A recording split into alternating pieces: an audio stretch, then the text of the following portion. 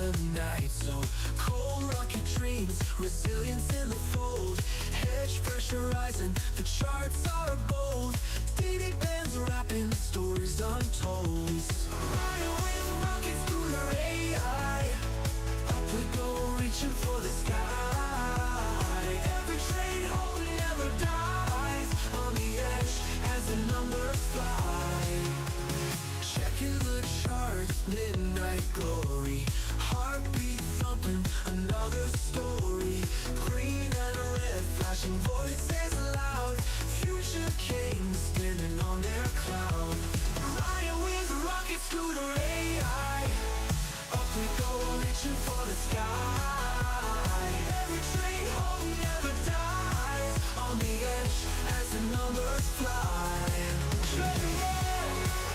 The pulse ascending, mind on fire, never ending. Trees of gold, endless fight. Push on through the endless night. Riding with rockets, scooter AI. Up we go, reaching for the sky. Every train home never dies. On the edge as the numbers fly.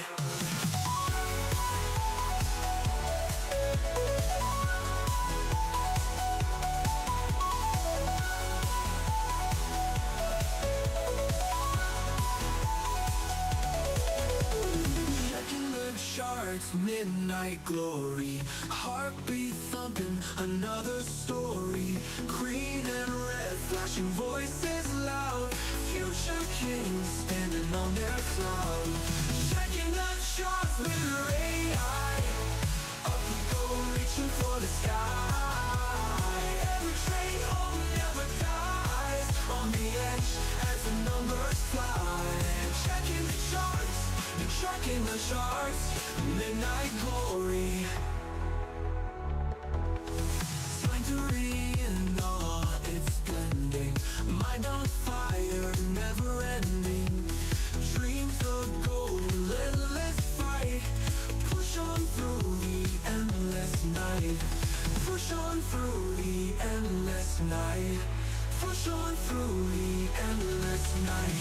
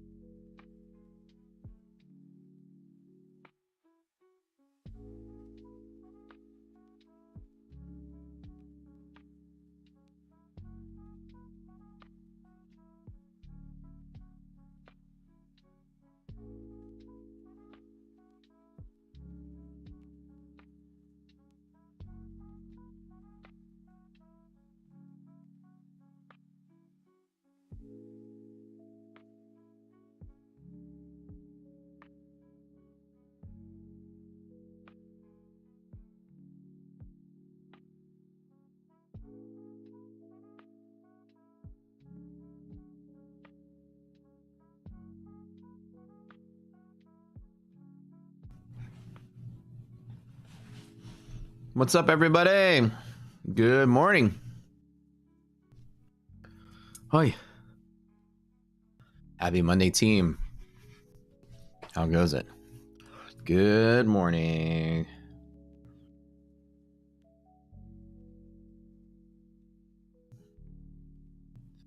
Anything loaded here?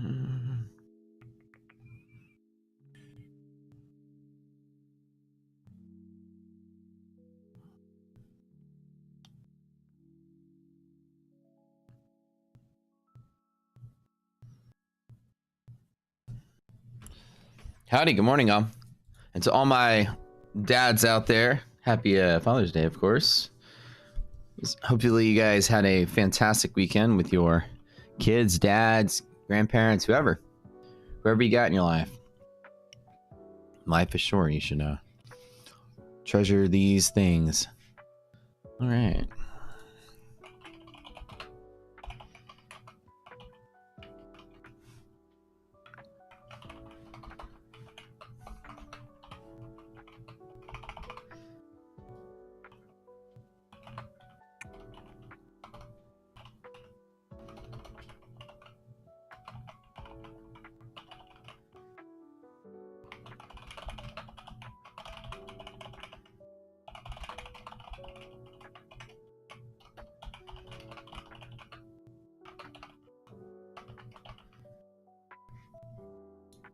All right, guys. How we doing? Double checking my mic here. I'm just listening to myself talk. Perfect. Excellent, excellent, excellent. All right, good morning, and friends. Hello. Oh, man, there were so many people chatting. I didn't even get the top of the list of the roll call. Whatever. Matt, I'll get the whoever I can see. Matt, Yoda, Fraser, Simon, Dean, Adam, Brian, Mikael, Malco, Chris, good morning. Fraser, what's up? Says anyone passed a challenge in the past and a firm approves the upgrade to fund it, but then says your trading activity shows varying sizing. Then we see more consistent approach to sizing. I don't know. Some firms get very picky about like what you do and don't do there. So I'm curious, who was that? And, like your experience with that? Which firm was that?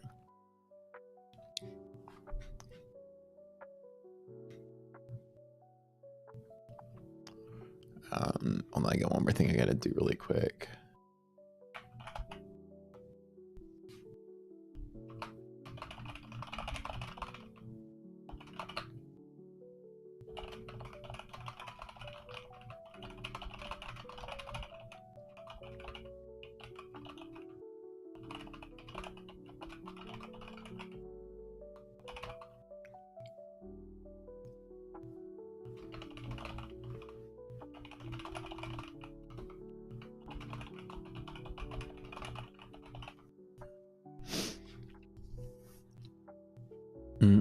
Some of them are very picky, you know. It's like you gotta do what you gotta do.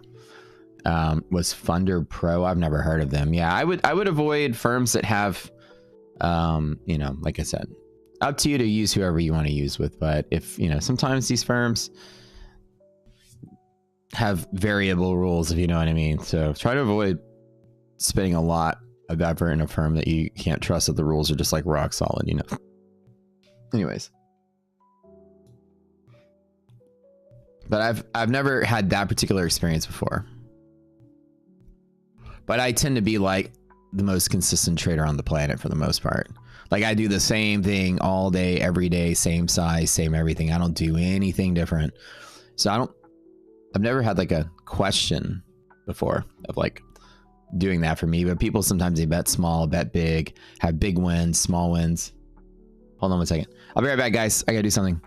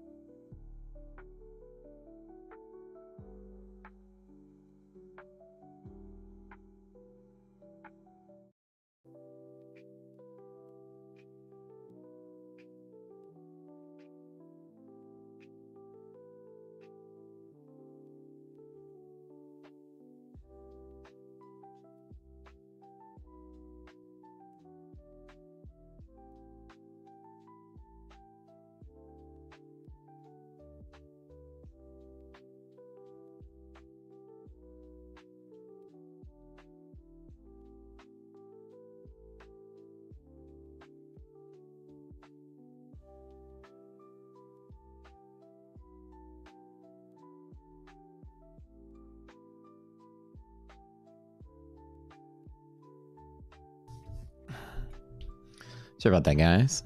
Good morning. Zach, you're in Vietnam? Are you normally in Vietnam or are you just traveling?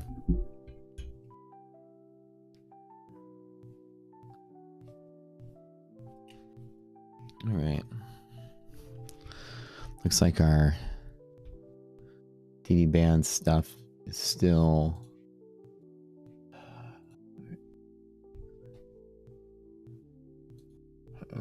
manually do this. Oh, we've been rallying. Okay, so let's talk about which contract are we looking at today. Let's go to the table here. Let's roll into you. Okay. In Q, I'm gonna roll into you. I have my DOM. I don't know if I have time to do all this. I'm gonna roll into you right now. So we'll check everything. 820, 60, 70. Okay, let's draw DD band manually on here. I'm gonna have to redraw all of this stuff. Okay, we'll just do it all manually there. Okay. Just deleting it so it doesn't stay in the memory here. It kind of feels good. It's like ASMR level, like feeling good to just delete lines. That's kind of nice. Okay. Just remember, I'm gonna write these numbers on the screen so I can transfer them onto the U contract. 6056, 60, 5942. Okay. All right, so guys, about to roll over everything into U. You don't have to do this, but I might as well just do it and get us all on the same page here.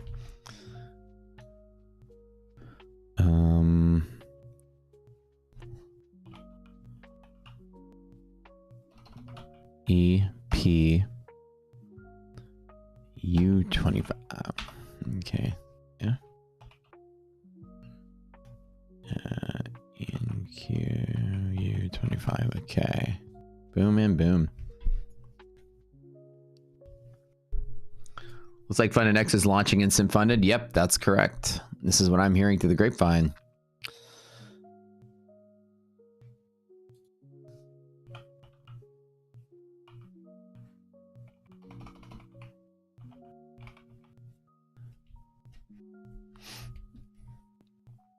We're in a really good position, as we always have been with those guys, to get the best deals. You know, we're kind of like even above the standard affiliate with them.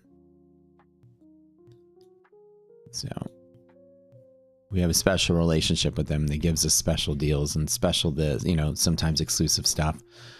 So hopefully, with that being said, they hook us up with some pretty good stuff when that comes out, like another sale, another discount, another something. But they're working really hard to get there. Like, you know, once they enter the US market as much as they have, they're like retrofitting everything like crazy. They're listening to our suggestions. So that's really good. They are like speeding up things and trying to do the turnaround into getting funded, like after you pass your evals and stuff, to do it quicker. All right, let's go to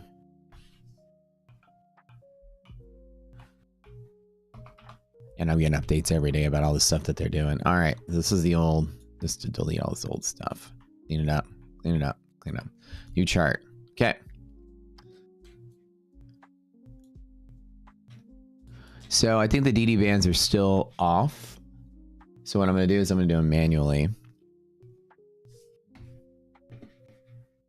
Okay, so let's do S&P first. Let me draw. I'm drawing all of our 6056.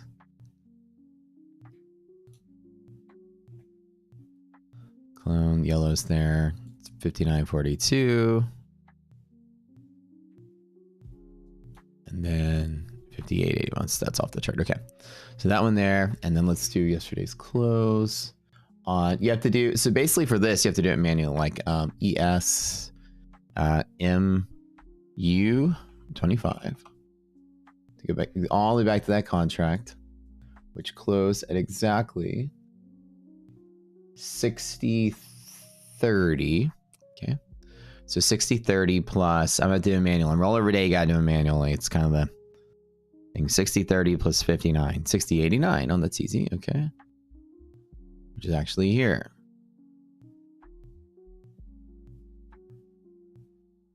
Wait, that's close enough.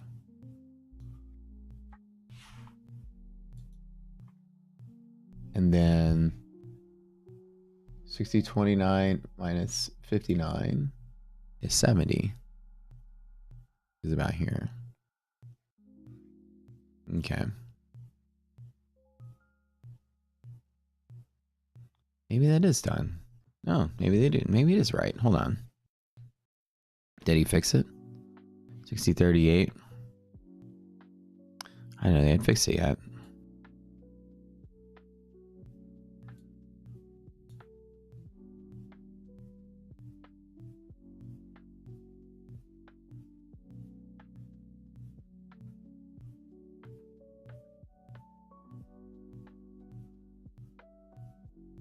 $59.70. Oh, hold on.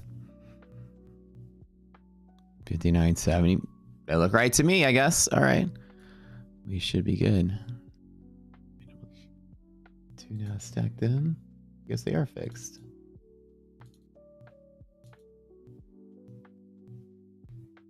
NQ U25.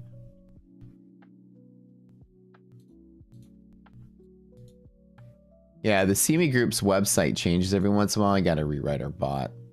21,866.5. Just round down.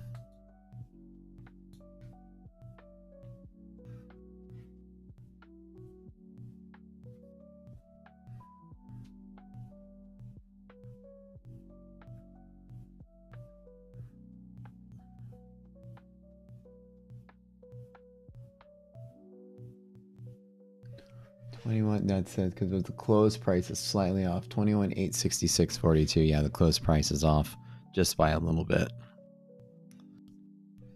but it's close enough. So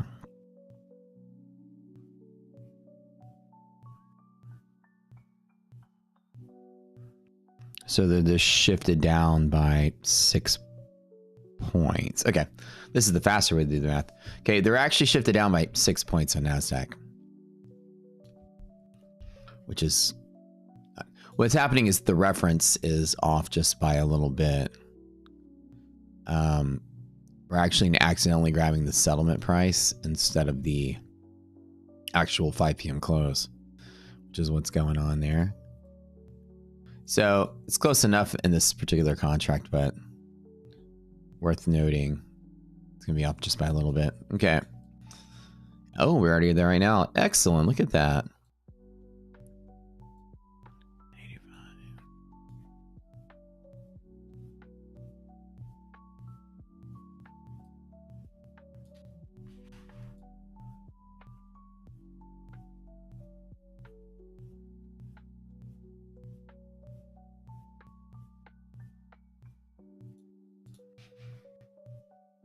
Okay.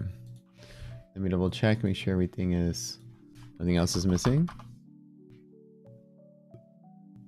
All right. 264 on the upside. Okay. S&P. This is just rollover prep if you guys are just tuning in. You gotta do this every once in a while.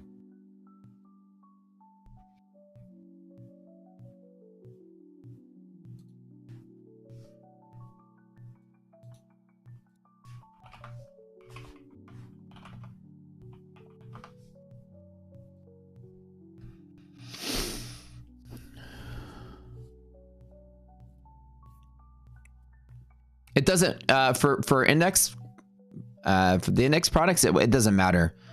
It really doesn't matter when you roll over on index products. Usually you follow the volume, but it really doesn't matter because index products are so liquid. At rollover, both contracts are always liquid. You're not going to be punished with index products by rolling over too early or too late.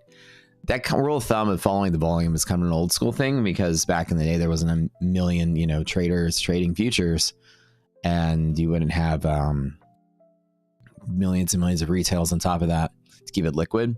Used to, what happened is if you traded the less volume, you were trading a possible less liquid contract, so you're probably gonna get more slippage, and it's also not tracking the spot as aggressively, so it may not move at the same frequency. But these days the index futures will pretty much move near identically. You wouldn't notice the difference, and there's no slippage.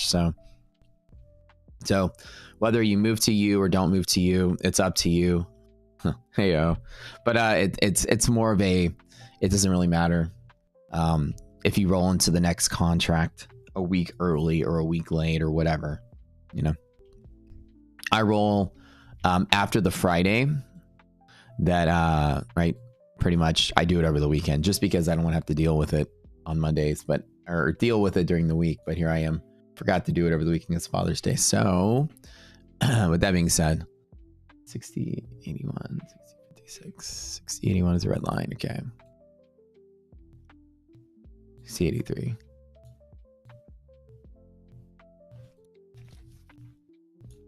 Just like my prediction on Friday is that the Wall Street was going to forget about the Iran-Israel conflict probably within a week. Looks like we forgot about it within a day.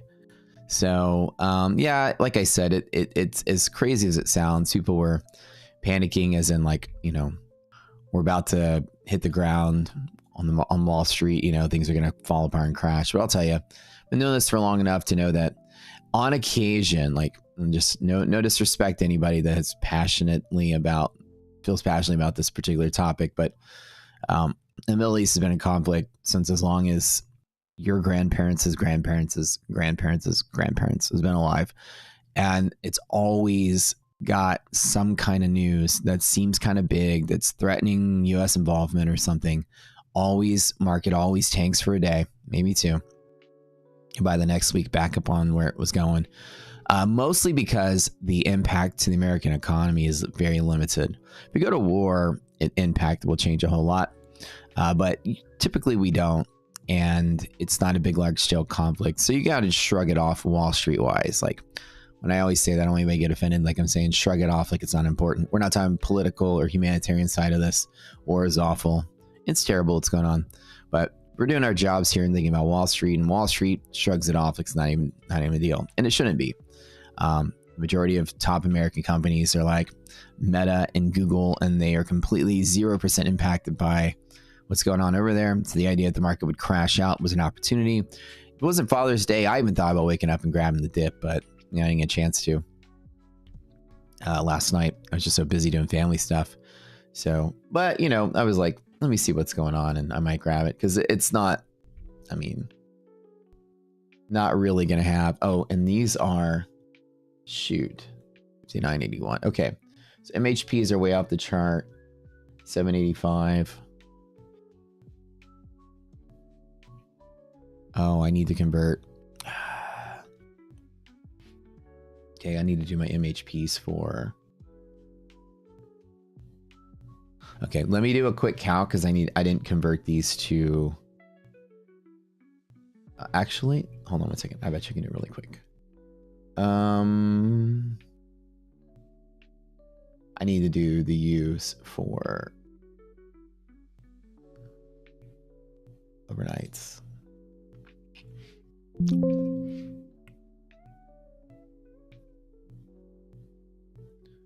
Okay, let me see what this is. That. Oh, what is this? What?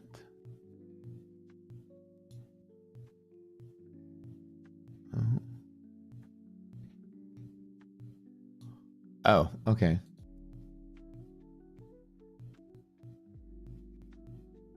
Oh. You and you.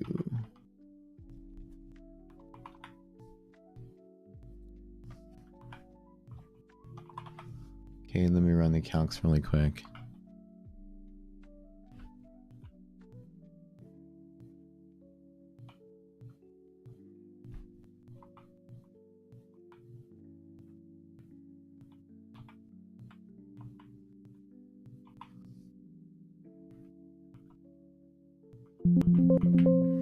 Okay, ES U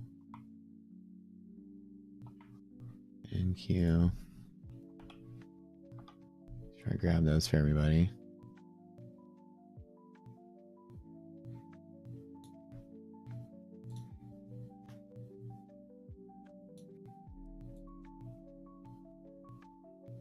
Oh, okay. I just did the rollover for the two main ones. Okay, let me do this real quick.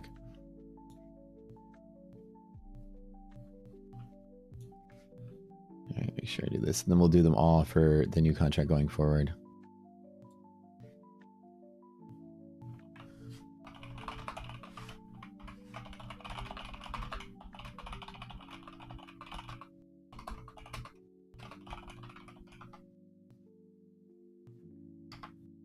Okay.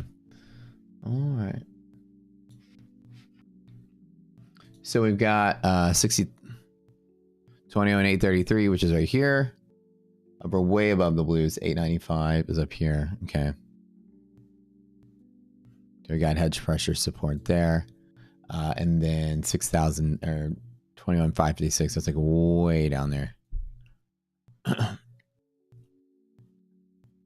Okay.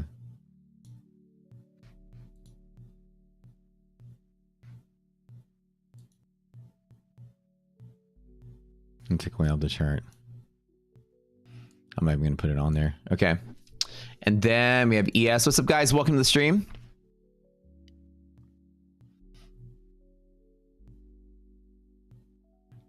Yeah, you guys can go to any place to see which contract has more. Well, usually it's either people use the volume traded. So you compare the previous 2 days volume, you just see where the traders actually are. And that's, or you can, somebody looks at open interest. That's another way to do it. It's more just personal preference. You want to make sure you're just trading a liquid contract. That's all that matters. 6,009. Okay, let's put MHP here. And, you know, back in the day when futures weren't necessarily like as liquid as they are, now that everybody in the world and their mom is a futures trader, it's not really an issue much anymore. But back in the day, you used to have kind of like, you know, the next contract used to be just super dry and a big bid-ask spread. And you would make sure that you only moved over when the rest of Wall Street moved over. It's up your chances of getting better fills and such. And trading the most liquid contract that's more accurately tracking spot prices, et cetera, et cetera. These days, it doesn't matter. It really doesn't matter. You roll over for convenience now. Typically, whenever it is to shuffle all your things over, do it over a weekend. That's what I tell people.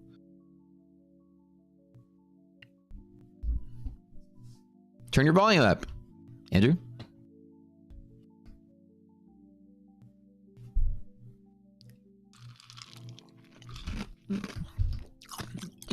There's a futures trader who has a YouTube. Oh my god. Dude, I just love how there's like a fucking new futures trader that has a camera on themselves. Every time I turn around, there's a new person out there trying to sell prop firms.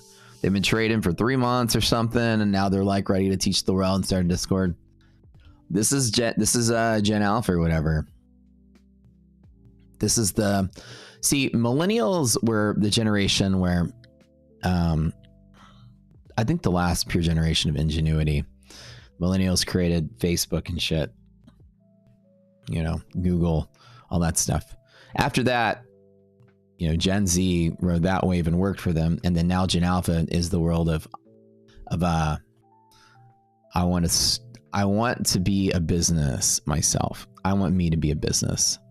And I have the right to have a business because I want one, not because I earned it.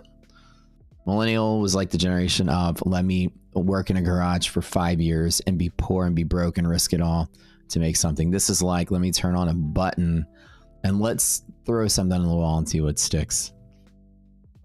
Let me just put a camera on myself and see if people watch me. See if my expertise is good enough. It was like nothing was really built or made. And, you know, it's kind of like, it's fun to see how popular futures is. I like this, but it's also pretty lame to see how many people utilize social media to pretend they're experts at something to make a little bit of money because they don't want to work. Hustle culture. Oh yeah. Like, it's like Gen Z grew up to work for the millennials at all these tech companies. Gen A is using the products of the millennials to make their own business and work for nobody and have nobody work for them. It's a weird culture we live in. All it's doing is saturating, but it's kind of crazy because you know who the top future streamers are? Guys that are like in their fucking 40s. Me, Rips, Pat's almost 40. Matt's up there in his late 30s. Like, the kids aren't the ones that are big. And you know who are the bigger, you know, Twitch streamers out there? Ninja, Dr. Disrespect. These guys are fucking old like me. You know, these are the people that the mainstays are the ones that became the mainstays because they were good and they hustled and worked. The kids, they're growing, but they'll never be anywhere close to being as big. I'll tell you, I'll be 60 and 70 years old streaming on YouTube and I'll still pull in a big audience. We'll be bigger than the kids of the Generation Alpha. What's the new generation called now?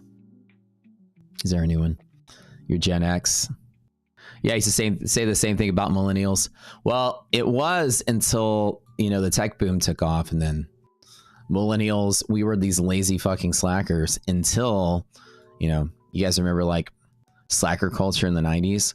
Until the tech boom happened and then millennials got their shit together at the last minute and invented social media, invented the internet for them. Well, not invent, Gen X invented the internet, but invented the popularity of the internet. And finally, at like the last minute, like at the 2000s, we finally started making shit and said, all right, we weren't really just a bunch of slackers. We actually made Facebook. We actually made Google. We actually made Amazon. Okay, we finally did something. But I was worried about millennials as well when I was growing up. My parents were right. We're a bunch of lazy slackers. Yeah. Is it called Gen Alpha now? It's the culture of I don't want to go to college and I'd rather start my business. And I think the culture of me was I wanted to go to college, but I also wanted to start a business. But college is going to help me, you know, think better, hustle better, solve problems better. But there are so many streamers out there. And what's one thing is a lot of them don't really pay respect to like the people that are, it's weird. Like, you know, 10 years ago, younger streamers in gaming would like pay a lot of respect to the older streamers as a chance to grow big. But in this world, it's like hustle culture. It's like, I'm the best, I'm the best, I'm the best. They don't like come to you and be like, yo, let's collab, let's get big. They're not smart about it. It's like a very self-centered sort of approach rather than a collaborative. The easiest way to get big, if you're trying to get big, is to get somebody bigger than you to vouch for you or to, you know, spotlight you. There's a lot of people that are like, and this is lone wolves, and it's really hard to grow like that. Super saturated. They need to kind of like, you know, collab to grow big. But, you know, everybody, you know, good luck to them. I think trading is one of those things that it's not cool to just roll up and start a business and start guiding people when you have, unless you're honest about it. You know, like, you know, I just started a month ago, blah, blah, blah. A lot of people like flexing a Rolex and stuff and like, oh, I've got 15 years of trading experience. I'm like, bro, you're like 19. Start trading when you were 4? Okay. Really? Or the combined experience. Like there's 3 of them in a Discord that have been trading for 5 years each, you know, and they've been trading for combined experience of 15 years trading. Like, what? I've seen that. I've seen that thrown around a bunch. It sound like you're 30-year vets when there's 8 of you that have traded for 3 years each. I've seen that trick. That's kind of cool. But in all honesty, guys, as long as somebody shows their trades, that's all that matters. I show mine, and if you like it, you like it. If you don't, you don't. All right, see what's going on in the news today. Just chilling, wait for market open. 9 minutes till we go. What a crazy week last week. I think I lost 9K by the end of the day on Friday. I was doing very well and doing very well midday, but I was continuing to trade. So it's my first down day in a little bit. I had a stellar week though. I think I was up like 50 or so for the week. Other than that, if I remember correctly. But, you know, just the volatility. I was up in many of the accounts. I was down in one of the accounts. Taking repeated stabs. So when the market went up and up and up and up, I was like, I started off with like a 6K loss because I traded overnight. Then I worked my way up to like a 3K win. I was up 3K for the day, something like that. And then as markets were falling to other supports, I was like, let me grab the dip. And they just kept failing. So I whittled my win back down to a loss. It happens. Okay. Nothing really going on today in the news. 20-year bond auction at noon. That's probably gonna be a big deal. Other than that, Tuesday is retail sales in the morning, pre-market. That's going to be big. Retail inventories come out a little bit after open. Those are all kind of big. Wednesday, obviously, is FOMC. And we get the projections. So,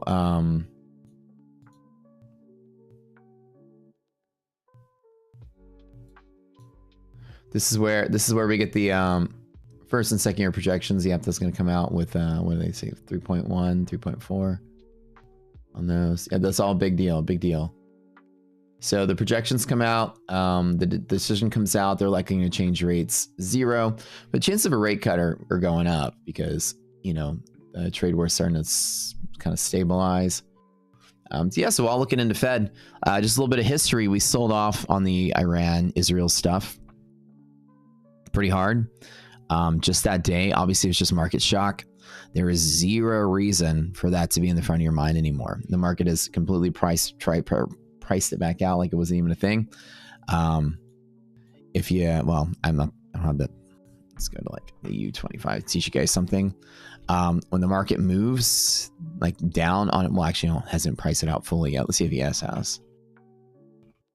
When you create an impact line as you go through the boot camp, you guys know whenever you have your impact, wherever it is, and you return back to that level, it's pretty much priced out like it wasn't a thing. And so again, Iran, Israel is not a thing for our trading trajectory.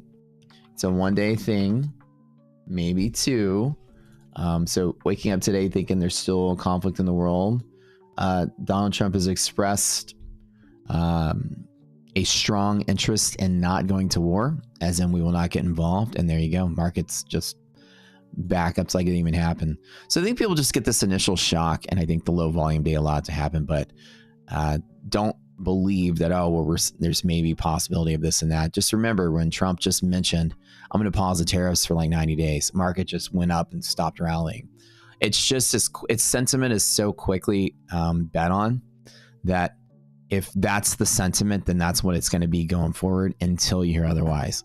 So what you're going to listen for, at least for U.S. markets concerned, is for if U.S. targets get bombed or attacked, if the U.S. gets drawn into war, some kind of false flag, like, you know, you guys believe we bomb ourselves to enter a war, you know, things like that. Listen for those kind of events. Those are the things that are going to move our market around. Anything that's going to change the opinion of Pearl Harbor sort of thing, or Trump directly saying we're going out there. Other than that, there will be skirmishes, there will be fights. American bases are all surrounding Iran. So they might accidentally get some fallout or some bombing or something. Listen for something that just hints at an attack that draws America into conflict, and then the market's going to freak out. Other than that, everything else the market's going to pretty much ignore at this point. DD bands are slightly off because the close price is slightly off.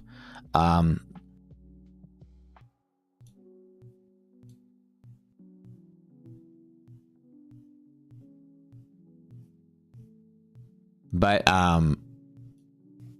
they're barely off by like 6 or 7 points on NASDAQ. It's like right here.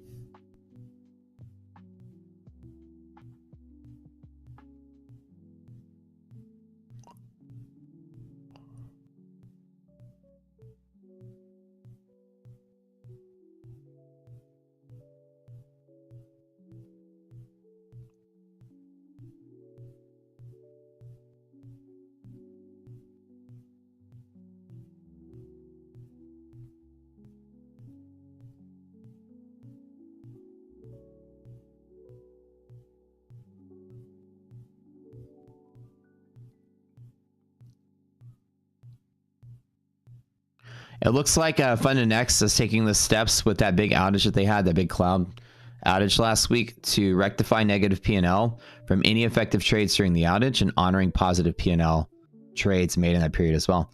Oh, that's kind of cool. So apparently, I actually really like that a lot. So FundNext just sent me a thing that they said that he was just showing me their tweet from this weekend. I must have overlooked it. So if you were stuck in a FundNext trade and they had that big outage, they will remove the down ones and give you honor the good ones. I like that a lot, actually. Kind of cool. So if you were stuck in a winning trade or you were whatever, they'll still honor that. But if you're stuck in a losing trade, they'll forget about it. That's kind of cool. Can't argue with that. Is my fun to do anything like that? I think so. I haven't heard anything that they're not. The only one that I heard that wasn't was Apex, I think. Am I rolling the contract? I'm rolling it today. I just got ahead of it. I'm assuming my fund futures is doing it. I haven't heard otherwise. What I've learned with my short tenure with my funded futures is they tend to always do the right thing, and they actually try to be the leaders of doing the right thing when it comes to stuff like that. They're very adamant on doing it first and like really getting out there and setting the trend for that. I know Tradeify also very adamant on trying to be first to do it and do the right thing. And so that's why like I only try to stand behind the better firms. And even though Apex is the one that's telling their customers, I think it was Apex is telling their customers, you know, sorry, it's not our problem kind of thing. I think I heard that. I'm slowly starting to recommend you guys that are using Apex instead, take profit is the better Apex. And that's where everyone's going right now. So, you know, like I said, take profit. I would tell you guys, Apex is sort of like losing its luster these days. You're asked to interview with Funda next. Steve, it's pretty normal with a lot of let's guard the market real quick. I'll tell you that just for now, it's normal for many firms that are like Forex firms to do that. We're introducing the idea to them that in the American trading culture, that's a little much. But all it is a KYC. It's like an interview. So if you think about the way they perceive prop firms everywhere else, is that a prop firm is an audition for a real trader job, right? For a real prop firm. We're used to the sim-funded bastardized version of prop firm. Okay, resilience is positive where you're supporting the upper part of the box. The DD band is here. It'd be weird to me to long into DD band. I'm going to wait and hold off until I get my maps first, but it looks like the market's moving pretty good. DD band is usually a resistance. I don't short against it unless the ratio is less than half. The ratio is certainly going to be above half. So watching NASDAQ right here, first tap DD band, S&P bear. If there are bears, the short is always off in that band. Let me watch S&P because it's got the furthest travel. Let's get our maps coming out. There we go. Oh, shoot, man. EST route the open. Okay. So with S&P, it looks like we're not going to get a good setup, but that's all right. Right about here is bear zone top. And right about here, bull zone bottom. Okay. So the S&P every single time trades support from there to there. It just happened too quick. We might not be able to get in on that one. NASDAQ is just bull zone. Yeah. So it looks like this. It's just long setups in here to there. I am going to see if there's any kind of pullback. Now everything's strong as hell today. DD ratio is strong, resilience strong, maps are strong, greater market strong, no irrational indicators. It's good. Yeah, everything's good for the up and up. Question is, do I want to wait for a pullback or jump in? What's the gap look like? VVIX is a 107, still pretty big.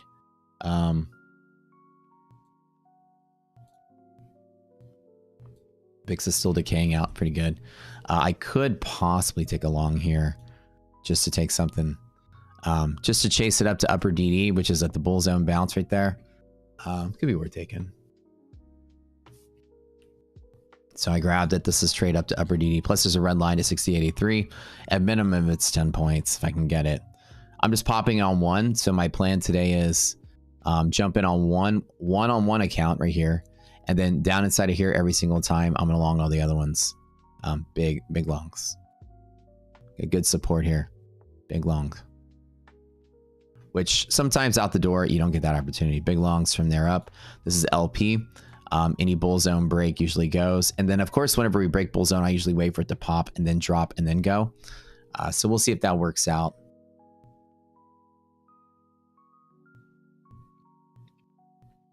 But small trades, which means I can hold a little bit of drawdown. 10 points, which is $500 per account that I'm tapping this with. QQQ, again, bull long up, open support. It's that 1A setup with the small trade. Easy peasy. Right here, it's 74 to roughly about 90. It's about 15 points of move for that bull zone break to here. It's very uncommon to break into bull zone and keep going without testing this. So if we do have a little tiny pullback, I'm all right with that. What's up, guys? Don't forget to smash the like button, friends. Every single day we get up to 500 likes. We'll do Tradeify funded account giveaway today. We're doing this deal with you guys. We get to 1,000 concurrent viewers. I'm going to go spend another 5,000 a month on you guys to buy a Tradeify funded account every single day to give away, in addition to the ones we already do. So 20 more. I'll add 20 more a month to give away for every 1,000 viewers. So leave the stream open, tell all your friends. I'll tweet that really quick. So don't forget to smash that like button, guys. As soon as we get to 500 likes, I'll do the giveaway now. It's no longer going to be 11:30 because people show up just for the giveaway.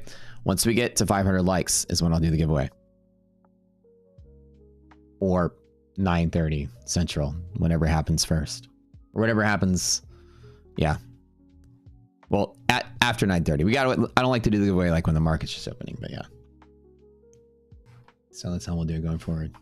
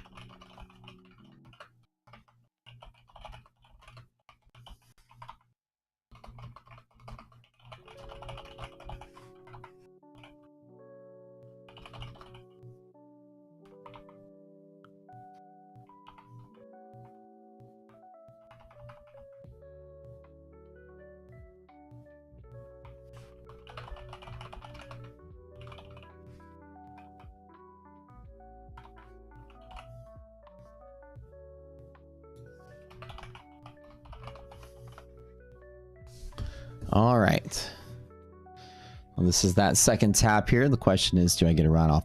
Now, the loss of this, like loss of liquidity pocket, is just market selling off. This is very easy R&R setup. So inside of this value kind of area right here is the long. Anything below this, the market's dumping out. So I do like what I see.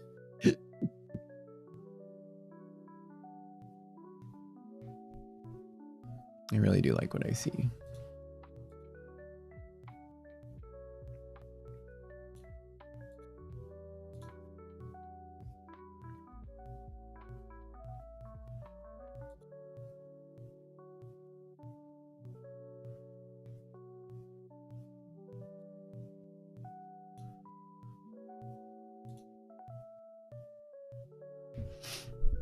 All right. So on my chart, let me draw this really quick one more time. So NASDAQ, I'm not looking at that because there's no real pivots to watch. S&P is where all the proxy pivots are. My DOM is on June. It doesn't matter what your DOM is on, Brian. It doesn't. So even if my DOM is on June, I'm still long at the same pivot. So I just forgot to do it over there. It's not going to matter. It won't make one bit of difference. So since I'm not using limit orders, I don't have to do any math. When it hits the pivot, I just press the long. June is still very liquid, but thanks for reminding me, bud. So for the most part, it won't matter to you guys either. I'm watching you trading this. I'll push the button when it hits the target. Yeah. So my charts are showing you, and that's really kind of like what you see on my screen.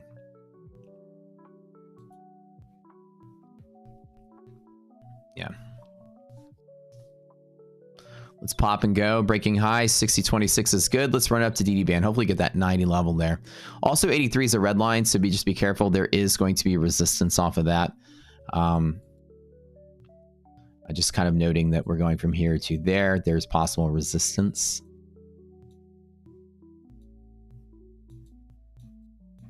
There's resistance there, and there's resistance there. There's a really strong support. This is it. So today's trading day is locked into this range. This very bullish bull to the upside support here through there. Okay, anything below here is again, the market falls really hard down here. So I'm just going to mark it on the chart because below this spot right here, there is nothing for like 30 points. So, you know, you better believe that the market, if you believe the market's going to fall, it's going to crash hard if it does.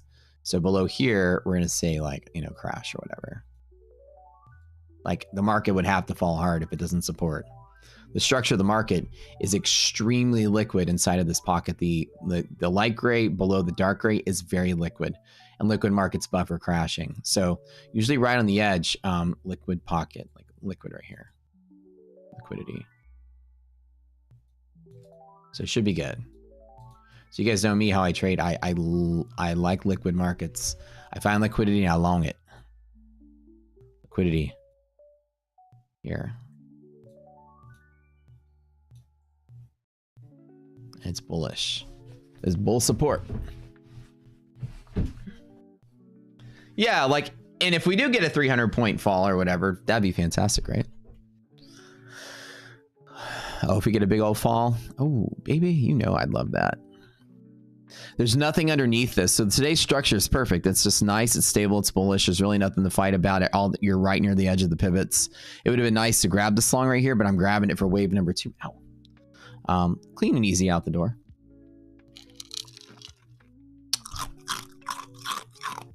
Sorry for closing my eyes.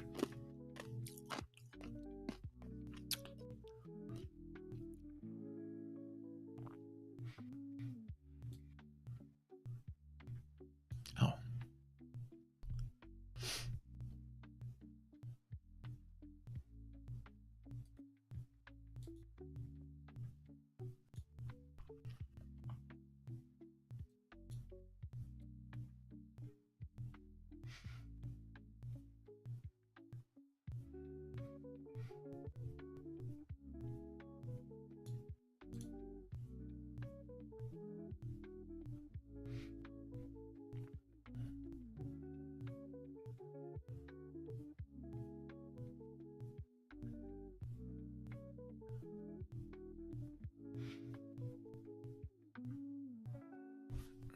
And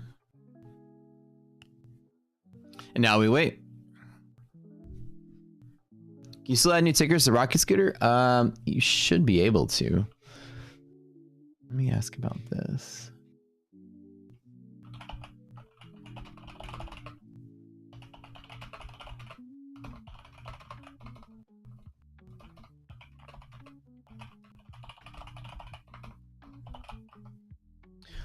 I believe we released it to our test. I mean, released it to our test server. I believe we released it already as well, but let me double check.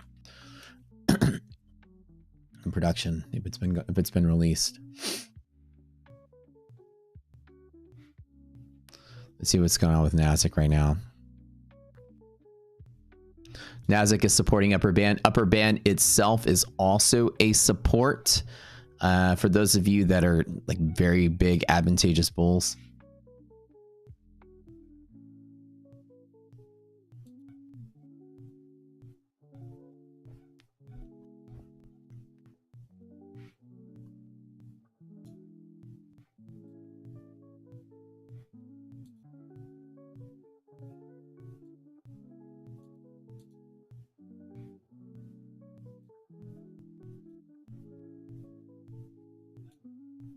Let her rip. Hang in there, market.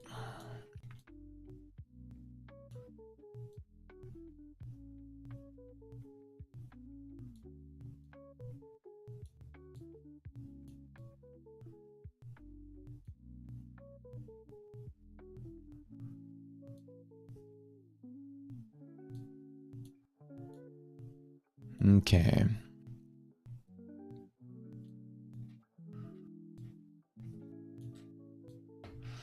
So today's play should be pretty clean. Liquidity pockets gets check VIX really quick. It should be all right. Yeah, VIX is in a nice clean IP. There's no support. There's no bounce point on VIX. Yeah, VIX is clean. Clean for just a straight up move. Even from here, should be okay. But either case, I mean, if we dip to here, I'm totally fine with grabbing this dip a second time. I'll take those LPs all day long.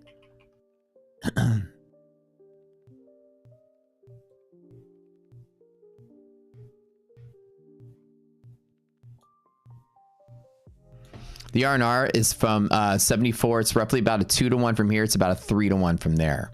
So I'll tap it small, and if we fall into the support area here, I'll just grab it bigger.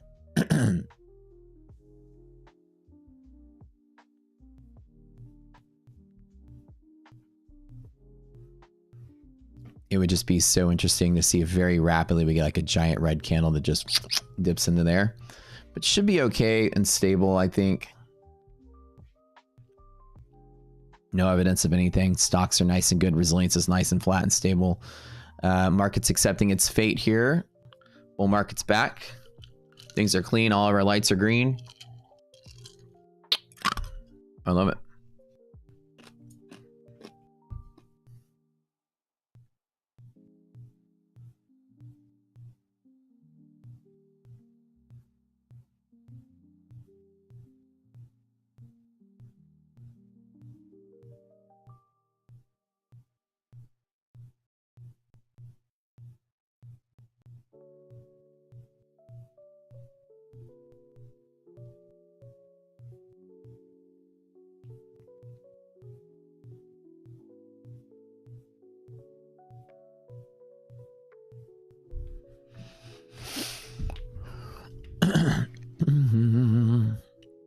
Now we wait.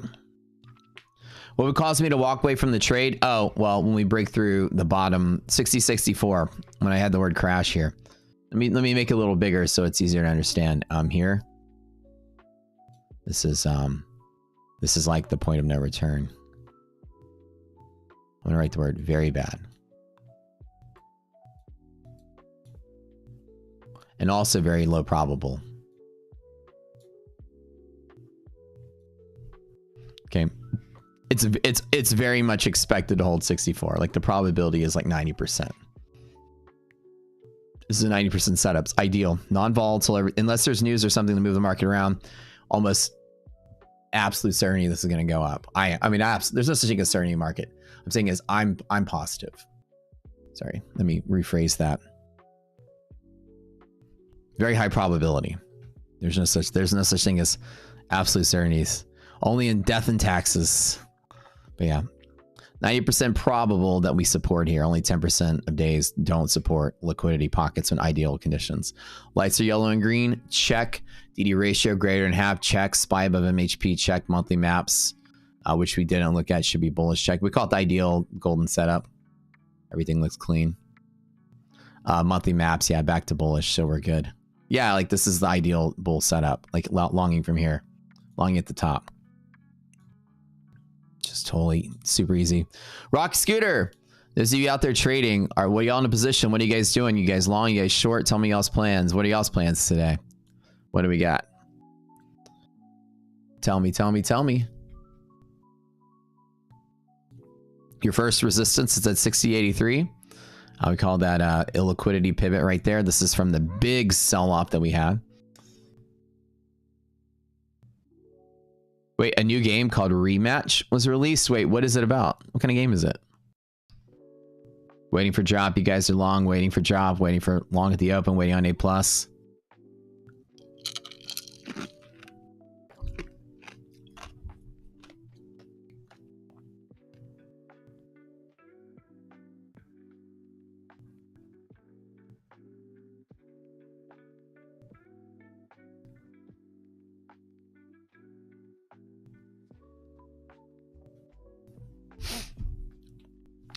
It's third-person street soccer.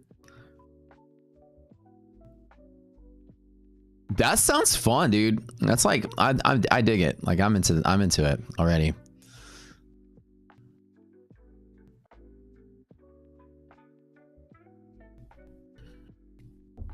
You want to sell puts but it doesn't look good yet? What? Do you want to sell puts like in this range up here? Like below 60.50, below 60.60 area. Market trying to bounce around a little bit. Nasdaq's taking a little bit of a beating today. Not really a beating, but Nasdaq's flopping around a little bit.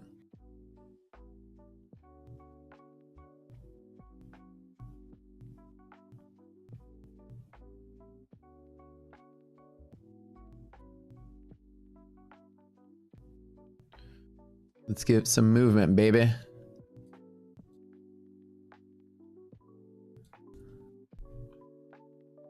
The market's doing all right.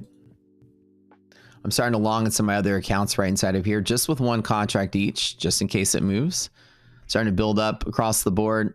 I'm pretty good at this. And of course, I'm going to long one more time. So my entries are pretty simple here. I'm going to long at bull zone bottom. I'm going to long again at bear zone top. And then I'm going to cut and run underneath this and let it die. Does everyone understand my setup? This is really straightforward today. This is not hard at all. Whether I wins or lose, this is the only spot that matters. 60-64 on the new contract, right? It's like super A+ setup. This is as good as it gets. This is A+, this is A+, and there's nothing that's going to nothing else to think about. If you lose 60-64, I'm getting out of the way, right? So oh lol. I mean, I'll take it. Fucking A, right up the DD ban. Let's take some profit. Let's take some profit. Let's take some money. Okay. Damn, I can't even close this shit out fast enough. Well, there's the trade.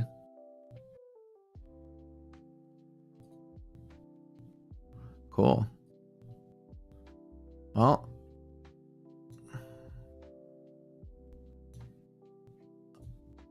Yeah, I made about $15,000 just now.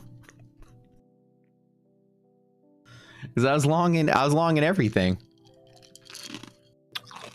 Yeah, I made 15 G's, guys.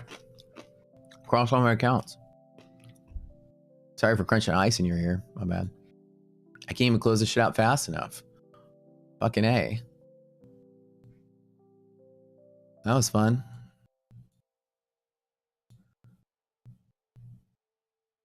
Well, listen, let me estimate. Let me not get your hopes up. Just double check everything. That's it. I don't have to do anything else for the rest of the day.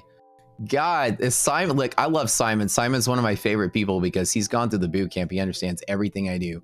Nobody knows my stuff better than me than Simon. He's so good at reminding everybody what I'm going to do. He lets you guys know. He says 2 A+ setups nearby. Is that 15? Maybe I'm being over exaggerating a little bit. That's it. I go to DD ban and that's it. And I don't trust big green candles. You guys know me. When I get the big green candle with big volume, I always got to close out. Never really my desire to. I want things to move slowly to the target. But there we go. This is across the board. Funded nexts, my funded futures, and then my Tradeify. So I don't know what that ends up being. There's 10 accounts close to 1,000 each. Maybe it's 1,000. I don't know. 10,000. That's it. I don't gotta do anything else all day. Let's let the newbies figure it out, right? See, if you reckon now, there's people out there that see this candle and go, "Ooh, I want to long this somewhere," right? And the idea is I see it before, and then now everyone else is like, "Oh, what can I do from here?" And I'm like, "Okay, I'm already done. Pocketed that." That's the magic, rocket scooter, man. I love these liquidity pockets. It's A+, and Simon type like 5+ is there to let you guys know.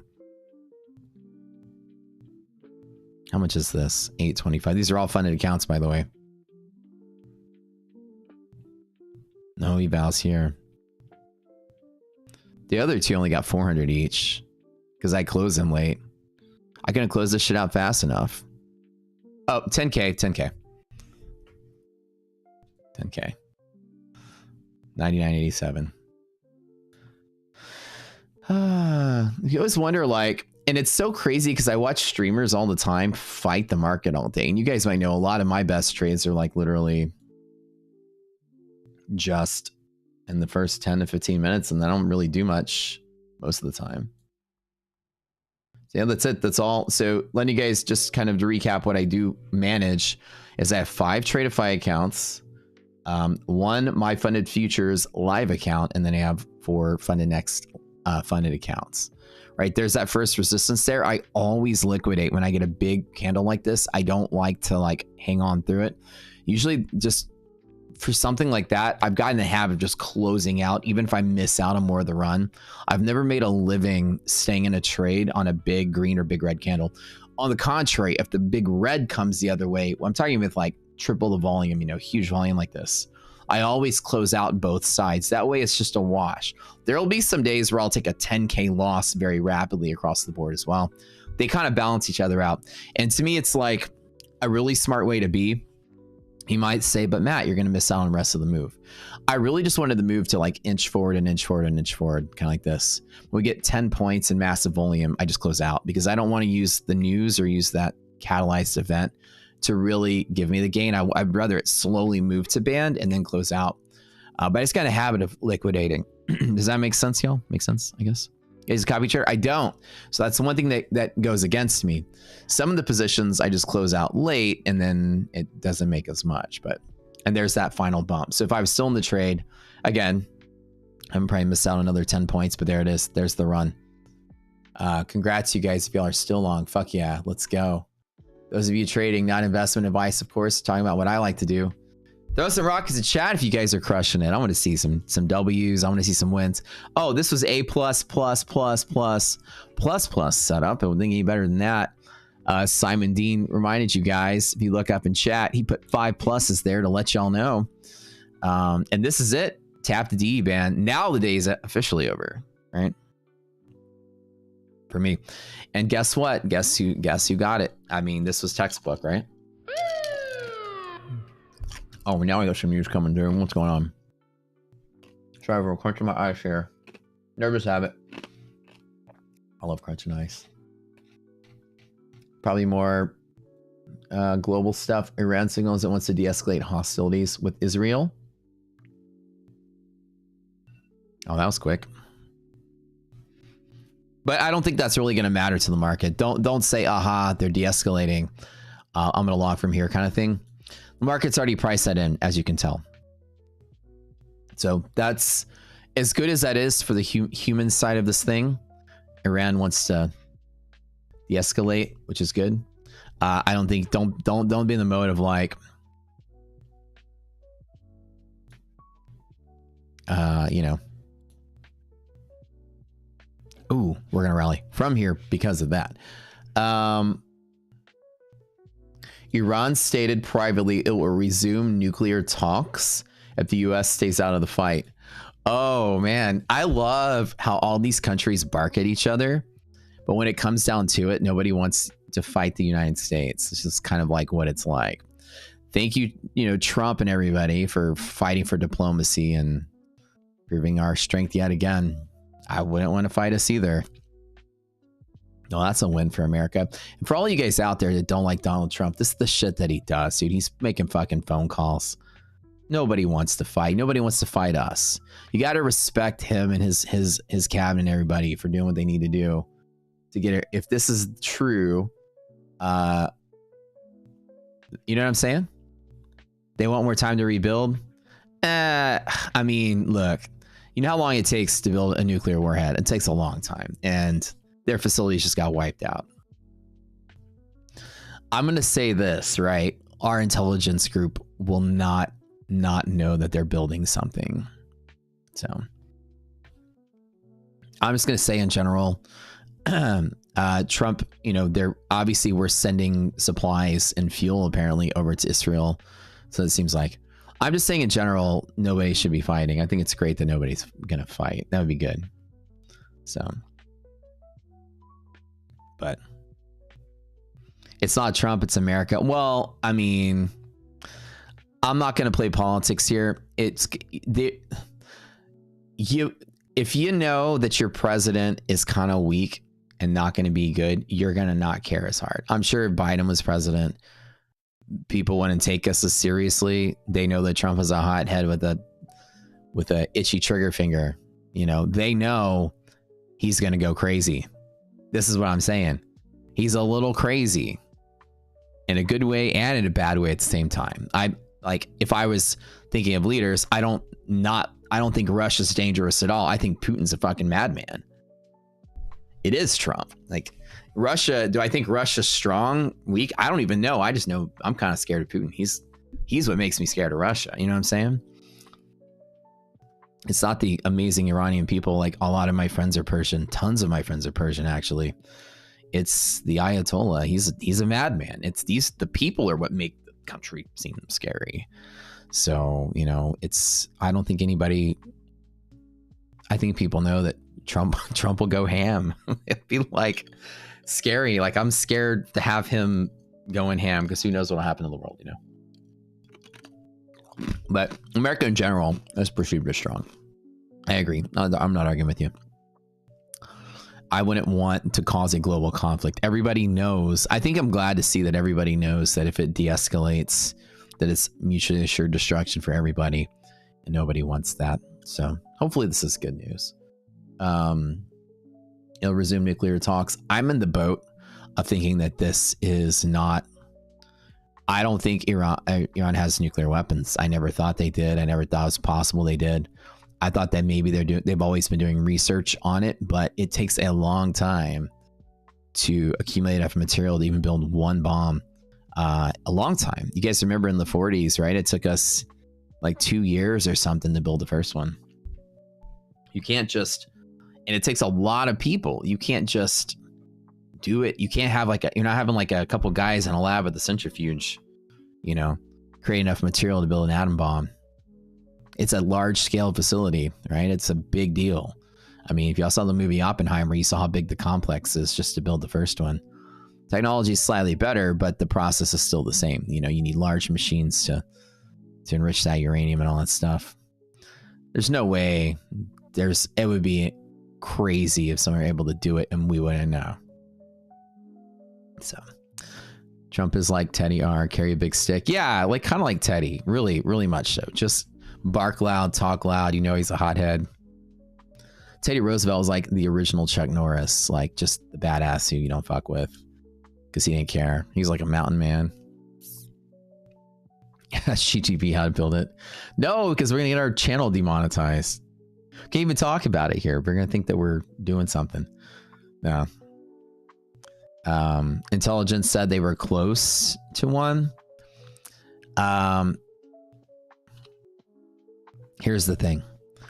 If they were close to one and were able to get one off, think about what would happen. They would have one. They have a very hard chance getting it to where they need to get it. They would probably take it to Israel. It would go off. Israel would retaliate. And then what?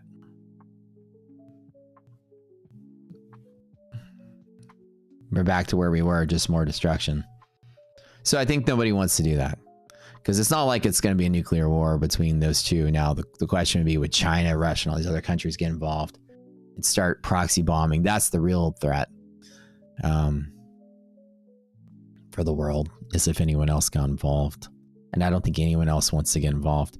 If I were to be completely honest, and I'm not going to be disrespectful to any of the countries out there in this, every country out there would rather watch these two countries blow each other up than to get involved and to have them blow each other up, because that's where the real world devastation comes from. I think everyone is going to bark really loud now, but try their very hardest to stay out. That's what I think. They're going to still show their power in the news and power they're supporting their allies, but I think most of the phone calls that are happening right now are between Trump and Russia and Trump and China about, listen, guys, let's let them work it out. What's the worst that can happen? They just bomb each other for a while. What if one of them gets a nuke? Well, they nuke each other. How's that going to affect us? I think they're like saying, let's not us get involved. I think that's kind of where it is. And this is just guessing on the stock market. This isn't a political conversation. Every time we talk about this, guys, going forward, don't ever get offended, because I know everybody has loyalties to one or both or neither or whatever. This is all trying to decide, is it going to hurt the stock market? And that's their job here. And I don't think it's going to escalate too big. I would like to bet as a trader that I think that all these countries are like, what if they blow each other up? Well, how's it going to affect global trade? Oh, we don't need them? Oh, let them. I feel like that's the conversation they're having. I don't want to fight you, Russia. You don't want to fight me, China. We don't want to fight each other. All right. We'll just be loud on TV and we'll just let them do it. And then we'll get them to the table and negotiate. Yeah, I do feel, oh my God, I have so many friends that are Persian. They're extremely scared right now. I have friends that are Israeli as well, and their families are scared. I feel for the people. Both countries want to love each other, and the idiots in charge are the ones that are starting the fight. So,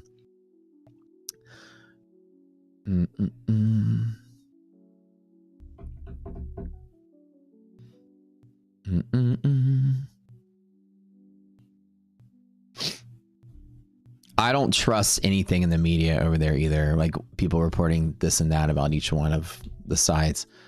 This is a war that's mostly fought on social media, I feel. Because there are people that have been like posting pictures of like kids getting killed or something, and then there's like, you know, community notes is like that's a 12-year-old picture. So, you know, people are spending stuff pretty hard to rile up some hate. I'm not saying kids aren't getting killed, but it's like there are people that are trying to make it seem like things are happening that aren't. So I don't trust anything anyone says anymore, to be honest. And so we passed through resistance markets. Kind of this is all the move we do have from here. There's not really much predictableness, but man, we fucking nailed it. Everybody here, I don't have any more trades to make. The only other trade I can do is a long off of the upper band, but with the 10K day, I really don't have to do much.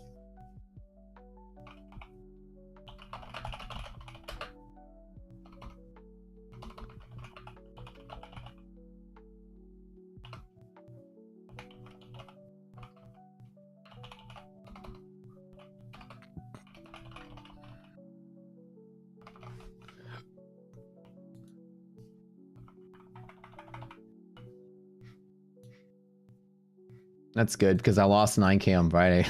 So it's good to be back on top, on path here.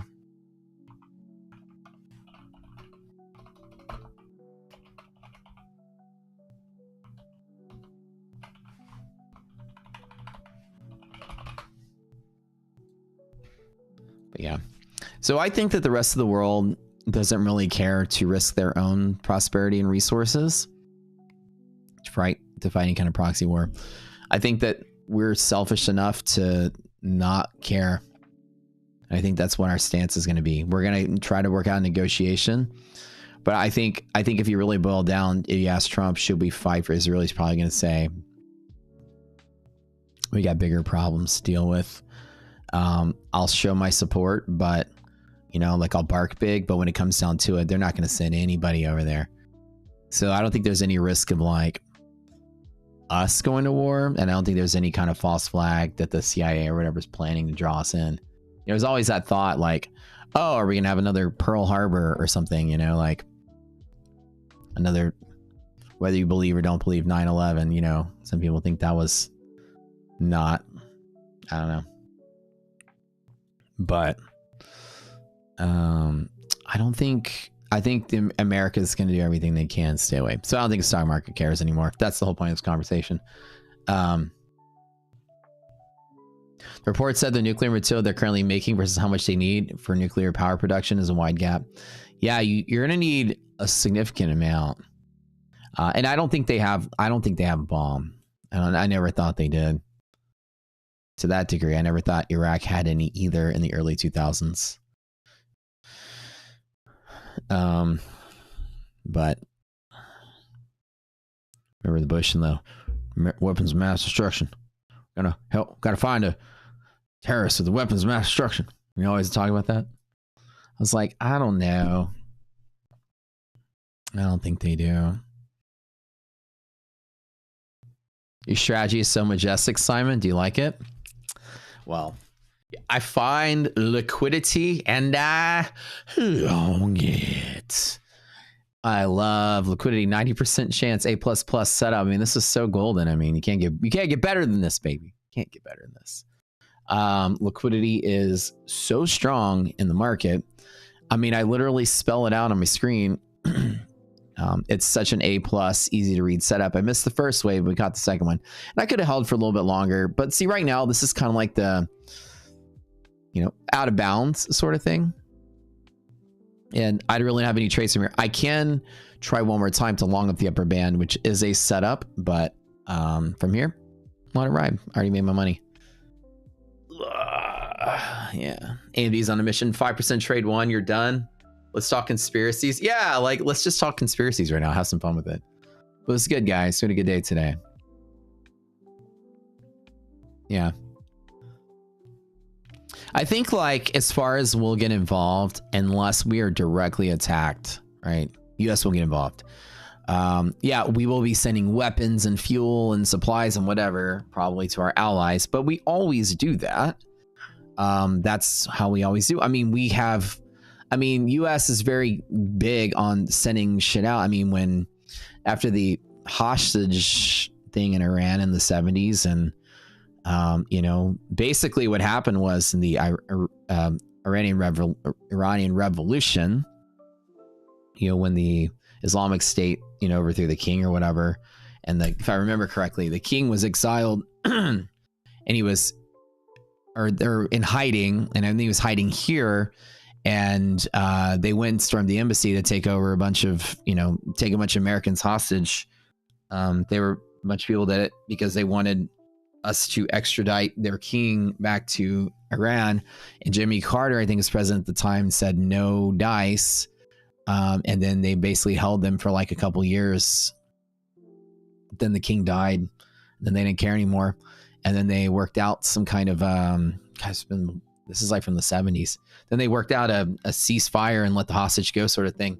But during that time, I think it was Saddam Hussein was like, we don't want these religious ideals in this state, because he thought it was an oppressive regime, and he thought that the ideals were dangerous, just like the ideals of communists. Like, we think those are dangerous, and he didn't want that type of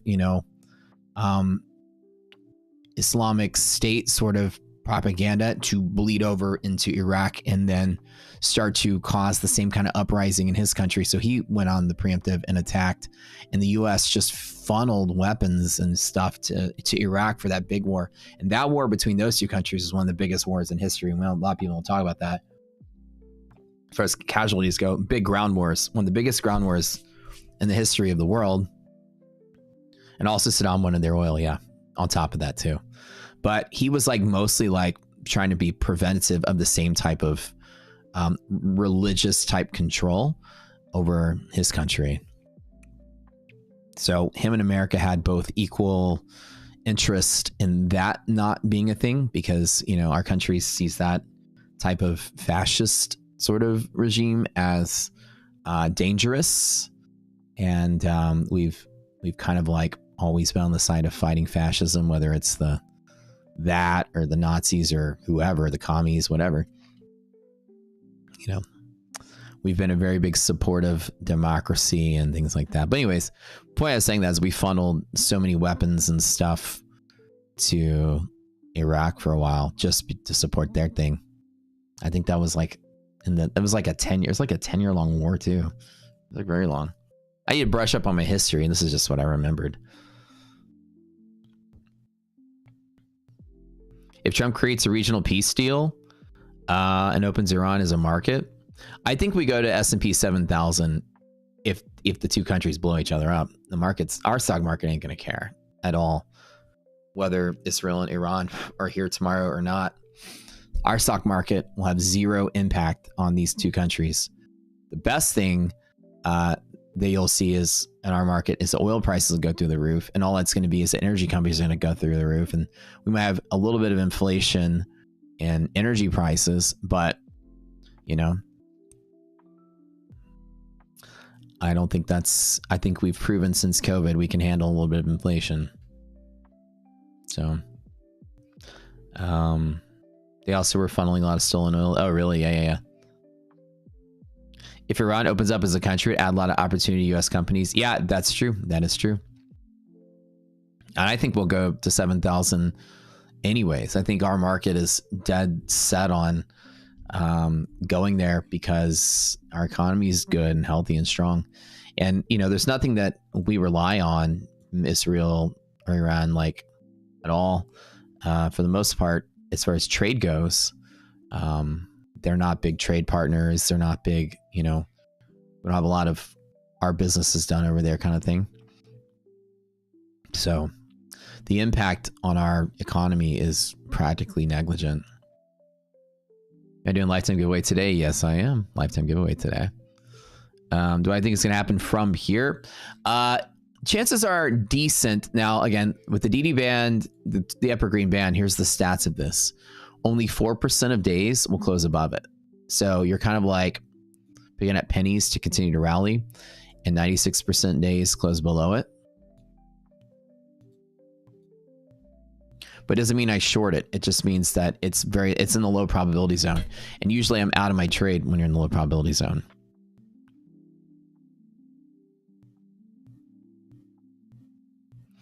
Ooh, I love making 10K in the first 30 minutes of the day. Very simple setup, guys. It was liquidity pocket long, bull zone bottom long. All signs are good. Golden setup. It's super good. Easy peasy.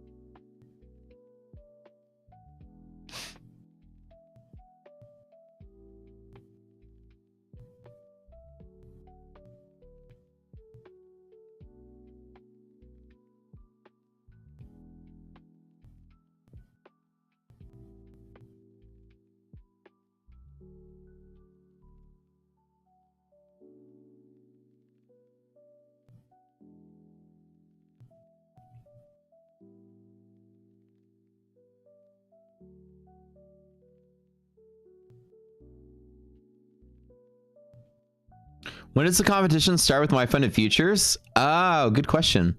That I don't know. They were just talking about it. So there's a couple competitions. Bull Barbie said they were doing it with Ninja Trader or something. I actually didn't enter that one. I've got way too much on my plate. What I think would happen from here, market's going to probably hold the fort. But what I like to do is I'm bull-minded the whole day. So what we know is 60-64, the market's crashing out. So I'm doing absolutely nothing from here. Let's just process of elimination. Market, I'm doing nothing from here. Like this is like sit out. Like this is just nothing, right? If we lose that, we're good. All day long, my brain is now wired to long off of bull pivots. Good bull run up. We got support from here to here, support from here up. We got support from there to there. So I could pick my poison. Any one of these bull pivots are good. Anything that goes like this and then bounces there later, I'm going to take another long back up in the same range. So what I do is when you go into these bull breaks in these low probability zones, I let them test and then decide, do I want to take a long off of that again? Never, ever, ever do I chase. I'd be more willing to miss the next 30 or 40 points of move than to trade in a 4% zone with big probability. With big risk on the table with low probability. So when I write the word liquidity, liquidity pocket is a 90% setup under ideal conditions, which we do have. 9 out of 10 days, you will not break this line. And that's why I even long small. I was going to long more if it hit.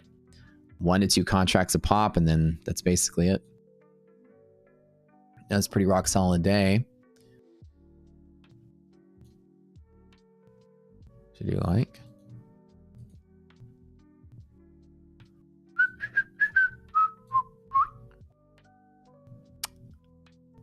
I'm excited. Good day, good day. When do you roll the contract for NQ? You can. I advise people that you choose when you roll. There's no right or wrong answer to it. Traditionally, the rules are whichever contract has the most volume, you can put them side by side on a watch list and see. Or just do the easy thing is you roll over the weekend. You're not going to notice a difference, and there's and that's a more modern answer that a lot of people won't give you, but a professional futures trader who's been doing this for a long time will tell you it doesn't matter. It used to matter. Back in the day, if you rolled too early, you might roll into an illiquid contract that's going to have a bigger bid-ask spread, less liquid, less volume, more spotty. These days, and since the mid-2000s, the markets are so liquid, it doesn't matter. The next contract almost always is as liquid as the first one, just about, weeks before the rollover. So you're never going to run into that issue. The only issue is if you roll over too early, you risk getting worse fills in your trades for the same amount of movement. These days, roll at your convenience. So I tell people the more appropriate way to roll is after that Friday expiration, just roll over the weekend. That way you wake up Monday with all your stuff already done. and then you have a new mentality for a new week. Because, you know, it's weird to like be trading Monday and Tuesday thinking about these levels, and then Wednesday you have to retrain your brain in a 1 day period for like the new stuff. Oh wait, these are the levels now because we rolled to a new contract. It's better just to like forget about Friday, wait 3 days, and your brain is completely wiped anyways, and then Monday's a fresh start with new setup. Yeah, so you can roll over now if you want. It's up to you, whichever you feel like doing. There's no right or wrong answer. But if you want to do what I do, just do it over the weekend. It's more convenient and easier to manage. 100%. Let me put my... I like this little window right here to put my P&L off to the side right here. Maybe I can use that space for this. I never even thought of that. Okay, that kind of works. I never even thought of this. Okay, hold up.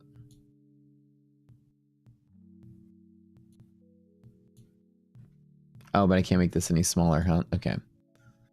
Let's think this through. I can actually just frame a window over here too. Maybe I can get my actual... I'd have to have all my DOMs like stacked up. These are 3 different trade of 8s. That's why it looks like that. Oh, wait, no. I'd have to do this. Wait. Oh. Oh, okay. All right. Now we're cooking with gas. Okay. There we go.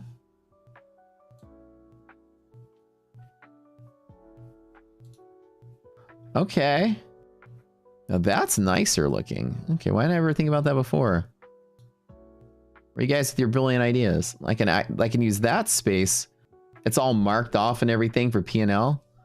Now that's pretty looking. Okay. That's so much better looking.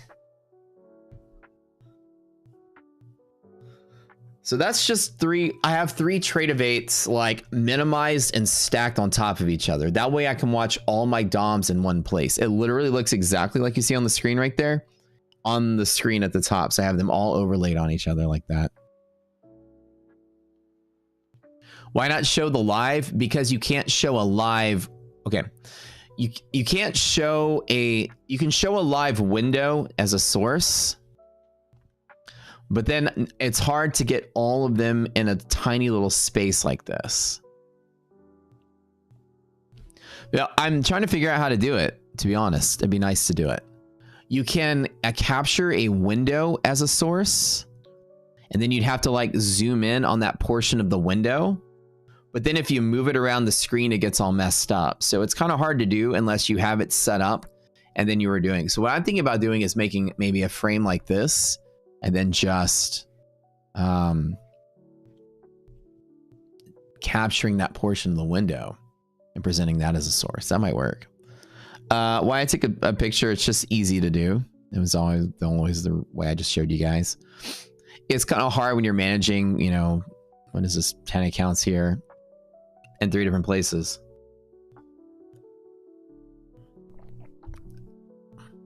I'm not allowed to show live P&L. It's against the law. I can't show my results, guys. It's totally against the law. You didn't know that? Duh. It's illegal to show your P&L. Duh. Okay, humble trader. Everyone remembers. I'm joking if you guys weren't here long enough to know that's clearly a joke. Dude, I trolled some chick so hard because she said she didn't show her P&L. Because it's illegal. Oh, I had fun with that one.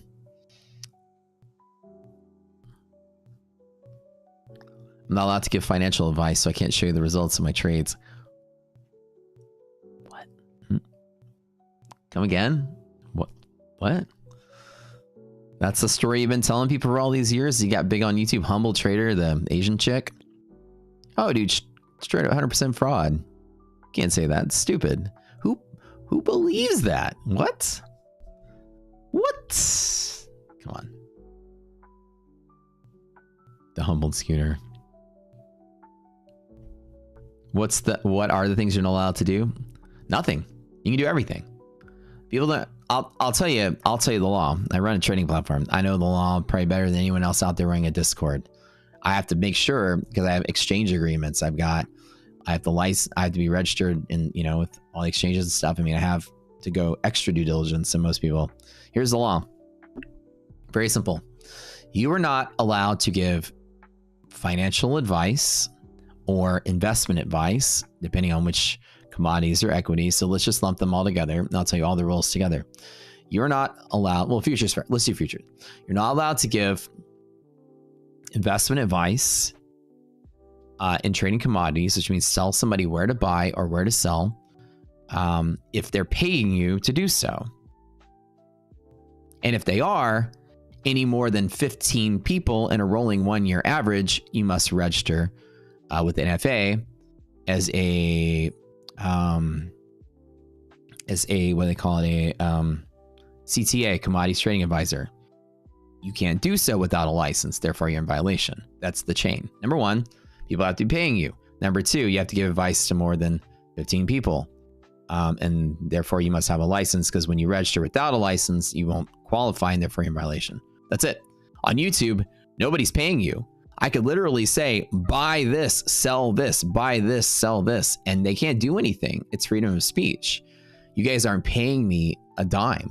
And so you're allowed to go up to your friends, although I don't do it, not because of the regulators, I don't do it because of the liability. You guys could sue me if I told you to do something and it didn't work. And you can say, well, he's not a advisor, blah, blah, blah. And then you could sue, and then I could have the argument of, well, it's freedom of speech, but then I'd probably lose liability, right? And so the idea is people in my position don't give you financial advice, not because it's illegal, because we don't want to take liability for your dumb fucking decisions. But in the commodities world, you need a Series 3, and that's basically it. So you can, and the reason the laws are as such is because they don't want you to have to register as a commodity trading advisor if you're like going up to your water cooler at work telling your buddies, hey, I think y'all should buy Apple. I look like it's going up. Or I think you guys should buy S&P. Because it allows people to just talk about the stock market freely as much as they want. You can give your buddies investment advice and give your investment advice back and forth as friends and family. You can manage your grandma's trading account. Your parents can manage your account, and they don't have to register as commodity trading advisors either. That's the rule of 15. It's to allow families or small groups of friends to pull their money together without having to go through all the bureaucratic red tape. So there's like a little bit of flexibility. So in reality, you can kind of even give investment advice in a way, as long as somebody's paying you. There's no argument that the government can have to fine you for it. But even such, it's smart not to do so without a license, because you don't want the liability. Therefore, we don't do it here. That's the actual law. And therefore, the argument of I don't share my financial statements because it's private or it's illegal or my lawyer told you not to do so is the biggest lump of bullshit in the fucking world. That's the stupidest thing you can ever do. The minute I started showing my performance, my YouTube channel blew up 10 times. Nothing advertises your product and brand greater and freer than showing that you slay it in the markets. There's no reason why you wouldn't do that for the tremendous explosive growth it brings to you. There is zero illegality and there's zero argument not to do it. If you're not doing it 100% of the time, you're hiding it because you're not any good. If you were good, your brand would go tenfold. So this is the argument that I teach you guys. If anybody's dancing around or not showing you results or not showing up payouts, you are being scammed. There is zero argument around it. There's, oh, I'm private. That's my favorite one. Oh, I'm private though. I'm kind of a private person. You got a fucking camera on your face. What? That's the least private thing you can do. People buy that. It blows my mind how stupid you guys are. Not y'all. Y'all are the smart ones being here, but how stupid people are. Well, he's just a private guy, and I get it. He wants to respect his privacy. What's he do? Check out my Lambo, bitch. What? It's fucking idiots out there, I tell you. This world is full of them. And you know what? I'm actually okay that there's traders that buy into that, because for me to make money, I need a bunch of fucking losers to lose money. So I'm glad these people continue to make people stupid at trading. That makes me make more money, I guess. I don't know. But no, he's just private. You know, he wants to keep his results private. He's a private guy. Really? Really? Why is my Dom price? I'm still on the M contract. I didn't roll it forward because I have 20 or 10 DOMs I got to roll over and I just ran out of time. Forgot to do it. This is still showing the June contract.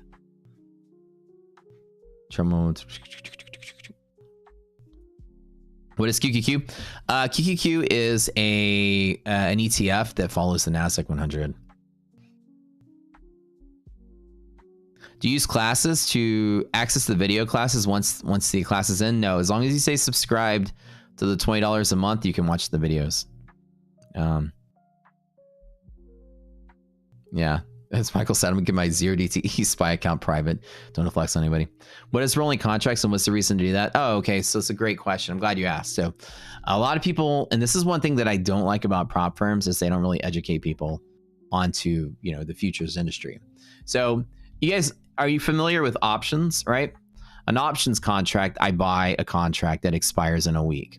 I'm betting that price is a certain level a week from now. And that contract expires. When it expires, it settles out and delivers 100 shares of stock to me at that price if I want to exercise it, right? People don't know the futures contracts are pretty much the same thing. Futures contract, let's talk about something that's easy to understand, like tangible, like oil. If I buy one CL oil contract that expires, and again, we're not going to go to the intricacies of all the expirements and settlements. I'm just going to kind of like equate this to options. One CL June contract. And I'm going to make up a number. Let's just make up a number and say June 30th, okay? Or actually, let's just do today, June 16th. Say that's today. Say it's June 16th expiration. And I'm making this number up. So if I buy one CL June 16th expiration, this oil contract is trading all the time. And what I'm saying is I want to acquire 1,000 barrels of oil at the price this contract ends at on that day. And then there's a delivery date. They deliver the oil to me.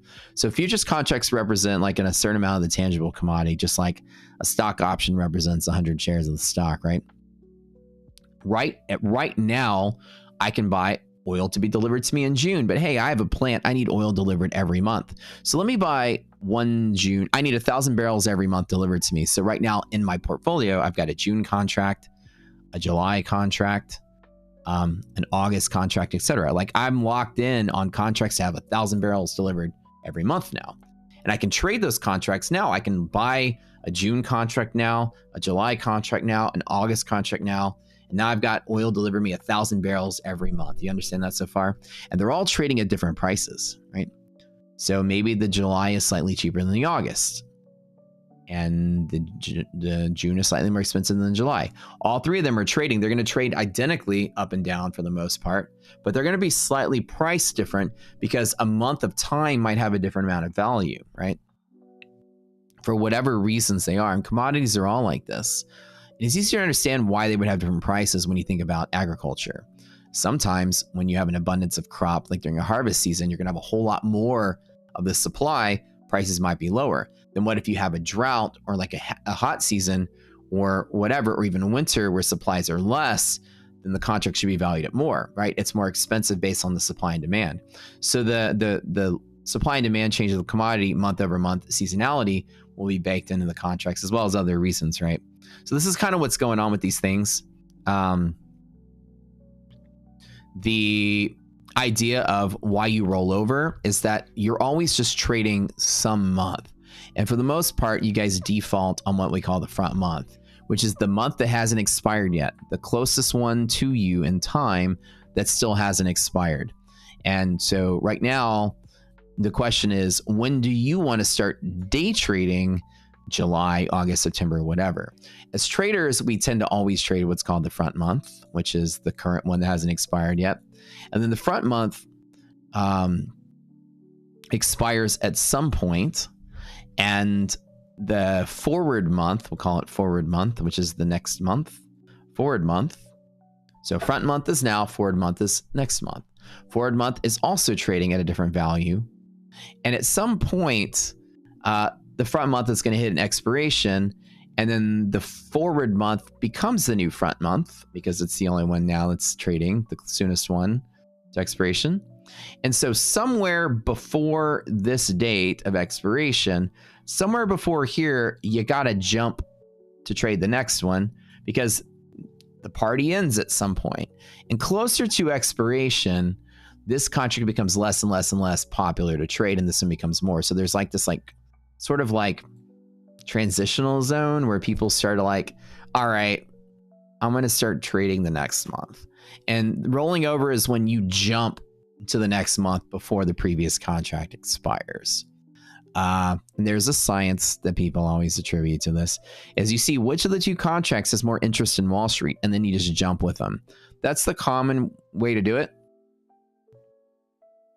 That's what most people do.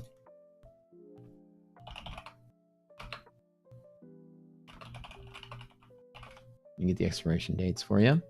So typically your futures contracts are going to expire on the third Friday of every, it's usually a third Friday expiration. So I would say that June is going to expire probably on the 20th, right?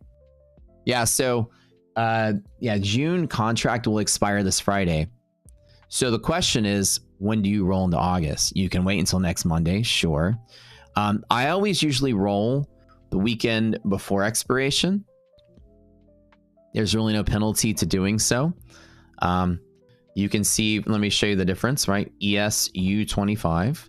Let's put them both on here. Oops. Or U5. Okay.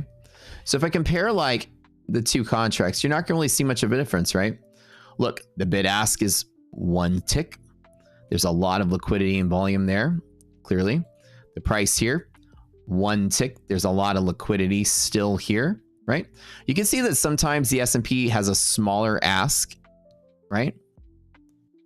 This is 20 and 20, but then if you go to U, it's 30 and 40. Do you see how over to the right, there's slightly fatter level 2 than on the left? It's still, it might have a tick of slippage at the worst case scenario, but typically people roll into the new contract somewhere this week where the volume changes. And what people will do is on a watch list, maybe ours won't show the volume, but on Thinkorswim or something, put the two contracts by each other and then see which one has the highest trading volume, just volume in general. And that's the one that's getting the most interest. And you just want to be where the most interest is as a rule of thumb. But in reality, there's no penalty to rolling early like I just did, or really no penalty to rolling late anymore either.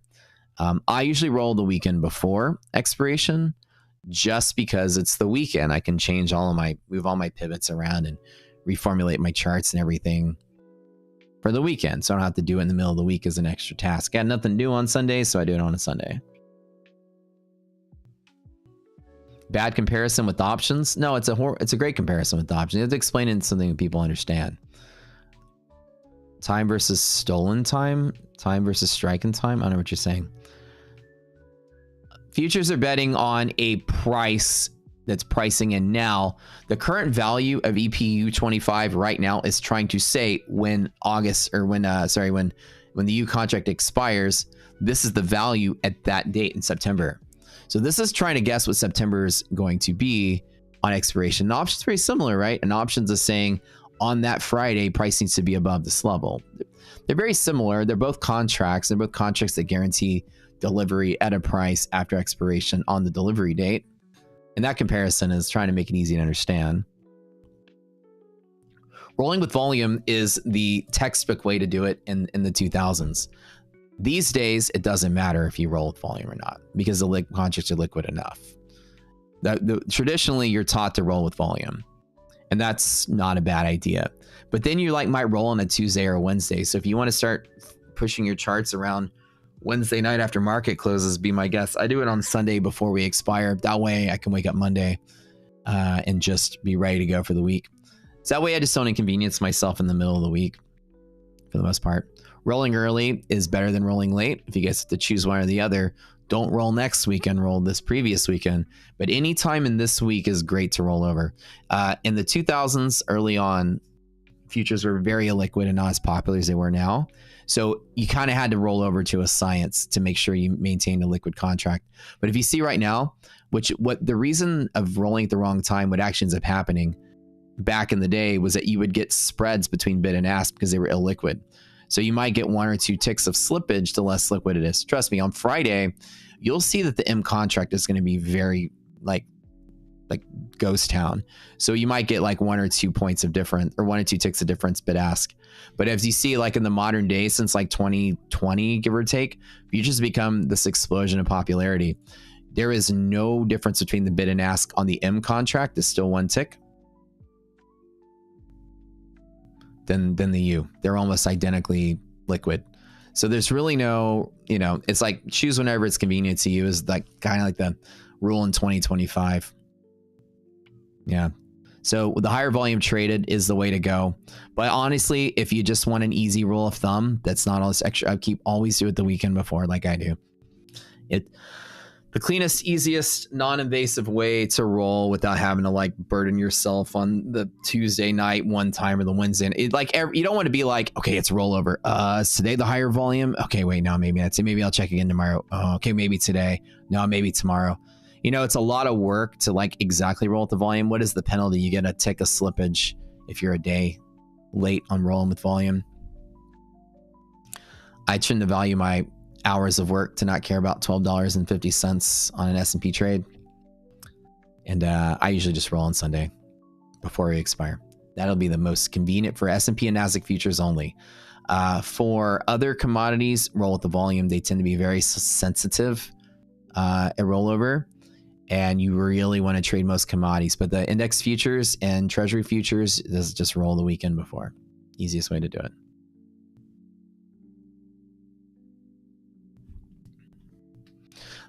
Looks like somebody read a textbook from 2000, bro. I've been doing this a very long time. You don't know the reason why they tell you to roll with volume. It's because futures used to be illiquid. And maybe you started trading since 2021, 2022. You don't remember what it was like 15 years ago? That's the reason people did it back then. Yeah, we've all read the textbook, bro. You're kind of speaking to like elementary school level here. But that's not the modern way to trade. The modern way is to roll when it's convenient to you in the S&P and NASDAQ. It won't matter where you roll. They trade identically with 0.0001% margin of error deviation from the average between the two of them compared to the spot price. Now, I don't know if you know what any of those words mean, but they don't error. The error is very small. It's marginable. Meaning that you can overlay the two charts. Here, let me just do it for you. Let me teach you something, kid. Watch this. I got you, man. I'll show you something in the modern day, how people do it. Look, let me put the two charts on top of each other. How do I think of swim. I can do a composite, I think is what it's called. Comparison, okay. Let's add let me show you, watch this, secondary security. ES, we call it, or NQ, U25. I think that's it. Can I put, no. I got you, watch this. No, wait, hold on. Wait, comparison line. NQ. I wonder if I can do futures on can I do futures and comparison line? How do I do this?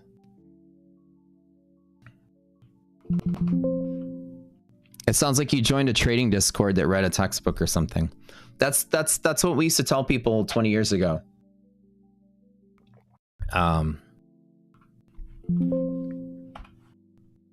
To roll over.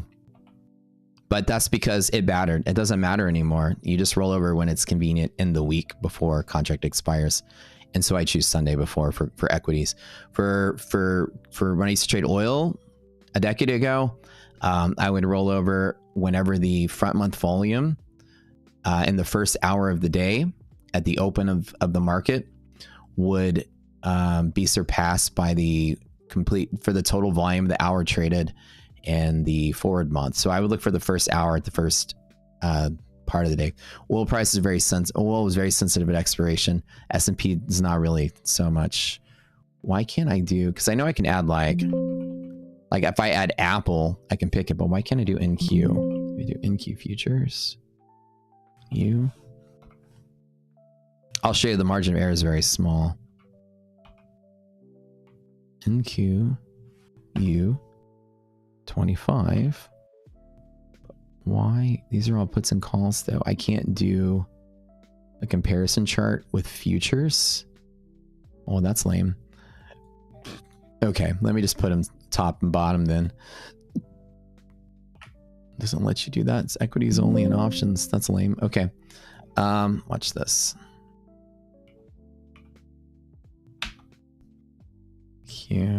M25.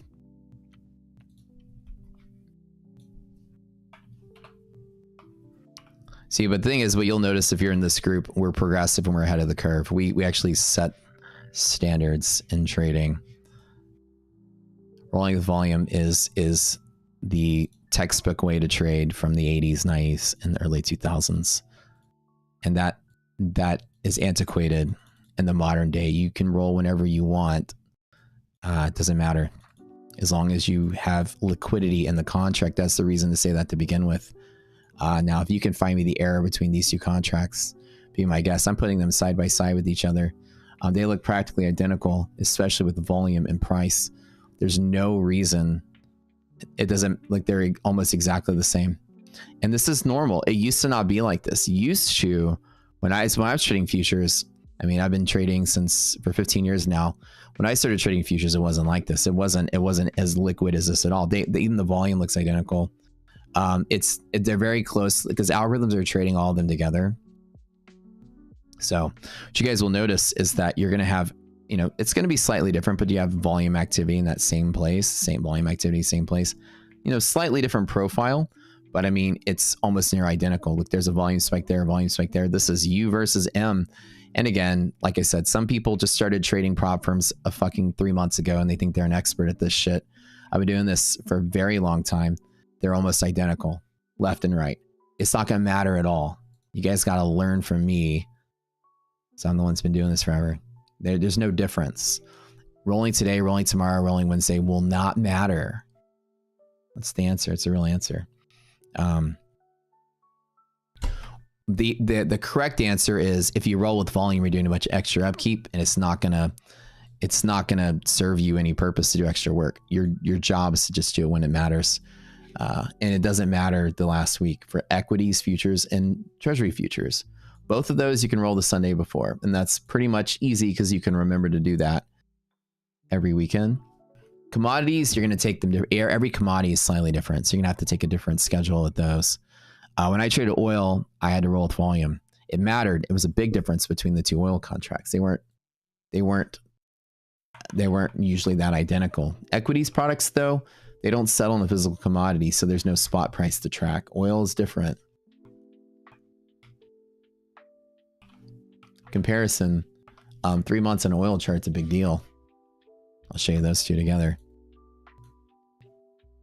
Show you the difference between, well, that's actually, let me just do the next one.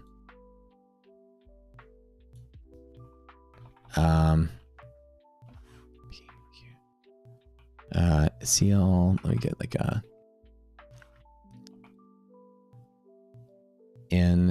let's do July. Oil is gonna be a little more, each commodity is slightly different, but oil's gonna be oil's not gonna be as clean. They're gonna look somewhat close to each other. And maybe these days, because when I traded oil 10 years ago, maybe these days it's a lot more liquid because futures is getting a lot more interest. But yeah, no, it's kind of still the same. You can see the difference between N and U right here. The volume is a lot more spotty and sporadic, and here it's more of a profile. You can see a clear difference between the two.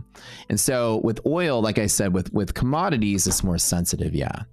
But I hope you learned something. There's the reason we do this, right? You can clearly see a huge difference in volume between the two.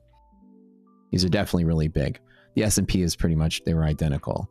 So the liquidity is much different in commodities because a lot of people are just trading that month for delivery. But since your equities futures deliver nothing, they're a cash settled instrument, like a swap in a way. They just swap cash. There's nobody just crowding the front line for delivery because nothing is delivered. But anyways, like I said, you might have traded, whoever was talking might have traded a prop firm or two. You might think you know something, but Jesus Christ. I mean, people come here trying to teach me something because they got a fucking top set payout one time. Oh my God. What's up, Tyler? Hey, bro, how was your stream, dude? Streaming is harder than it looks. No, whatever, man. You're a pro. Come on. You're a pro. You probably nailed it. I heard about it and I saw you post about it. I had full intention on getting on my phone and trolling you and talking shit all day to make your first day feel at home, but I forgot to do that. About TAS and TAM times. I think people forget that futures is like this whole big thing. You know, there was a time when I was studying to take a Series 3 and then I just abandoned the project. I didn't actually want to get licensed after all. But there's a lot to the futures. Yeah, the textbook, there's a textbook way to do stuff, but they have the motivation of why people do that. You want to make sure there's just enough volume that you get good fills. It doesn't matter to you. They're going to trade identically. Price is going to be the same.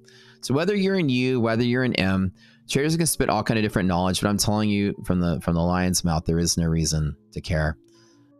Only if it's liquid enough. Commodities, for the most part, won't be that liquid closer to expiration. It's going to really matter. You want to roll at the volume. S&P and NASDAQ, for all you prop traders, roll the weekend before. Unless you want to just upkeep and then, oh shit, today's the day. Quick, I got to quickly do this. No, just do it over the weekend and then you're good. Like I'm looking at you right now on my charts. If I roll into U or roll into M, S&P and NASDAQ, see M has still got 10, 20, 30 contracts on the bid ask. U has 30, 40 on the bid ask. It's slightly fatter on U. Slightly. There's not really much of a difference. So as a trader, you won't notice much of a difference. But that's just because the index products are very extremely liquid across the board. You can look, and they're also in different, they're not on monthly schedules either. And they're not that sensitive to rollover because there's nothing important about expiration of these things. With commodities, it's different because if you buy wheat contracts or orange contracts, the farmer's got to deliver that stuff to you. There's a physical commodity back in that contract. So liquidity has everything to do with the availability of that contract. S&P is a fake thing. It's you're trading vapor. It doesn't deliver anything. Nobody says, here's your S&P contract. Here's your oil contract. Oh, well, here you go, sir. Here's your 1,000 barrels of oil. I mean, that's what that means. Your S&P contract, nobody says, well, here's your 1,000 bushels of S&P. It doesn't deliver anything. As a matter of fact, it expires with no physical transfer of anything other than the cash it settles at between the two traders. It swaps money from one to the other, and that's it. Pay your fees or whatever. But treasuries, these things they're all cash gambling instruments. So they pretty much the algorithms just run these things. There's not the liquidity in commodities is tied to the supply and demand of the commodity. There's no liquidity. It's vapor liquidity. It doesn't deliver anything. There's no such thing as an S&P. S&P futures are settling nothing. It doesn't deliver any stock, doesn't deliver any index, doesn't deliver anything to you. So there's no real supply and demand behind this to really force it. The algorithms are just mostly trading these things to hedge and stuff. So that's a different dynamic in the last 10 years. As I've noticed, I got rid of the volume standard long time ago, and I just rolled the Sunday before the current month expires, and that just makes it easy for me. That way I don't have to do a lot of upkeep. And I used to do a lot of upkeep, and I realized when I switched over to trading index products, I was like, dude, this thing is liquid all week. I could have traded you last week and it'd still be liquid. So it's kind of like the rule doesn't really apply to S&P and NASDAQ traders. You prop firm traders, it's not going to matter. So whatever does the less work for you, as long as you're rolling in this week, is probably the more modern answer in the last 5 years. And that's going to work for you, I promise. IDOC was in there. Are you kidding me? She wasn't even in my stream.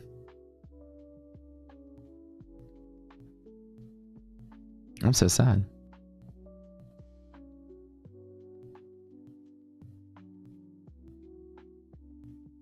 Bro. All right. The better man has won. The better man has won. I yield. You can have her, bro. She's a handful. She's nuts. She's crazy. You don't want her. Throw her away. I'm just kidding. Oh, she's here. Oh, she's here. LOL. I wanted to catch it. Hopefully it's good. No, I told her to support you. Actually, I'm just playing around. I was going to tune into, and I actually told her to this weekend, we were like, let's go to Tyler's stream and just talk mad shit, just to like troll him for fun, just to say like, you know, welcome to YouTube sort of thing. But I didn't get a chance to. I'm just messing with her. I'm texting her. She's on an airplane right now.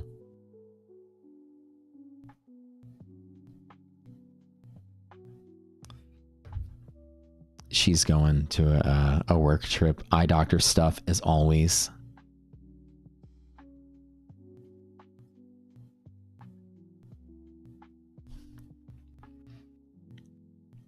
He dated a redhead and an Asian and both scared the heck out of him. Yeah. She's a good mod though. How was the stream though, dude? Was it good? Did you have fun? Wait, is you already done? You only streamed for like an hour? Don't mess with the Asian women. Oh no. No, never. Crazy is what makes it interesting.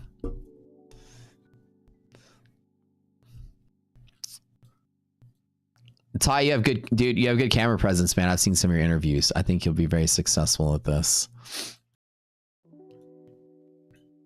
All right.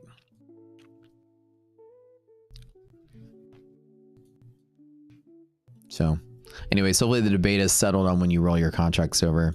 Yes, we've all read the textbook. You can roll when the volume rolls over. If you want to wake up every morning and check 5-10 minutes of upkeep every day and get it pinpoint accuracy to save yourself a tick on the S&P in your paper trading prop firm, be my guest. Do all that work.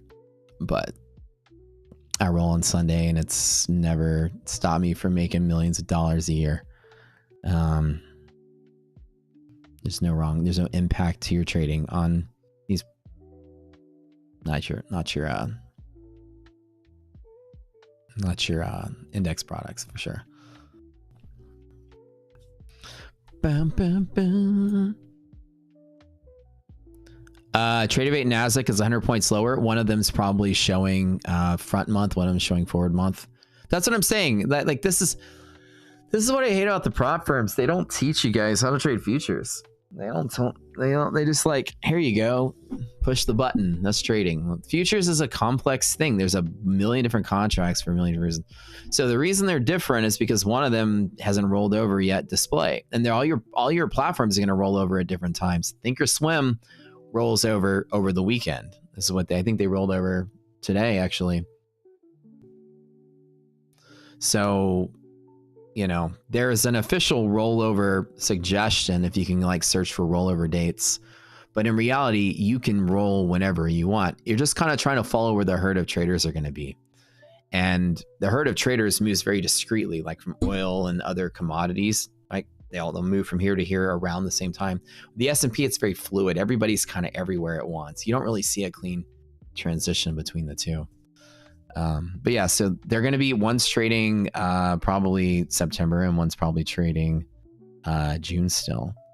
At least I can't pop out like let me show you guys what the watch list is. I love teaching these things, but people like don't understand. I've been doing this for long enough, so I got all the answers for y'all. Let me just put them side by side. Like NQ, U25, NQ, M25. Okay, now we have. Let's go ahead and do this, and let's go to like customize. May I add volume to that? Volume. We add right here. Oh, add. Okay. Boom. All right. So the two contracts, right? The volume is pretty much both very similar, 160 through 190. U is slightly bigger. You would roll the U, right? But you can wake up every day and say, oh shit, today's the day, but you can't do it in the morning because there's really no trading volume. So when would you do it? At the end of the previous session? Okay. So you can do it on a Tuesday night, Wednesday night, Thursday night, wherever. But if you do it the weekend before you roll over, for the most part, that's pretty much a good rule of thumb. U is clearly the bigger contract.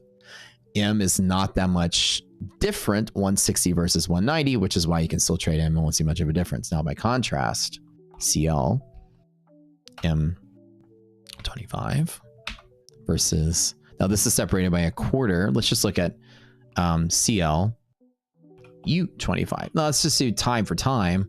Oops. M, wait. Oh, hold on. N. Yeah. So let's look at July. Let's look at the difference between July and August on oil. We can zoom in a little bit on here. There's a much bigger difference on that same period of time with commodities. Commodities are different. This is the difference of 35 on 60, right? So that's roughly 20% difference of volume. This on the same time span in oil is roughly 50% of difference. Okay, you can see there's a tremendous difference. Like I say, I don't talk out of my ass, you guys. You'll see there's a real reason that time has a very strong dependency on commodities over the same time frame, and this is even a month ahead. This is a quarter of difference, right? The volume is very. You have more increments. First of all, you have contracts expire every month, but there's a bigger sensitivity in commodities, right? So that's kind of why you see that rule is good for most commodities. Yeah. If I do to like in, that's July to August, this is June. Let's just do, yeah, June to September. Sorry. I forgot what the codes are for August. It is,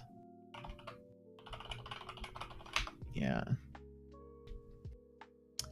Let's do July and August, M and N. Okay.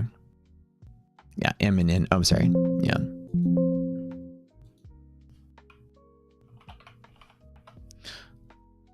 I don't. Oh, let's do N and Q. Yeah, N and Q. So let's just compare. Well, that's kind of hard to say because that's a couple months out. The difference between 1 month in oil is roughly 1/3. This is 70 out of 220, so that's about 30%. So you can see, like with your contracts that expire every month, this is monthly. This is basically quarterly. Month to month, there's a lot more sensitivity of that's 30% difference in a 1 month span, and this is 20% difference on a 3 month span.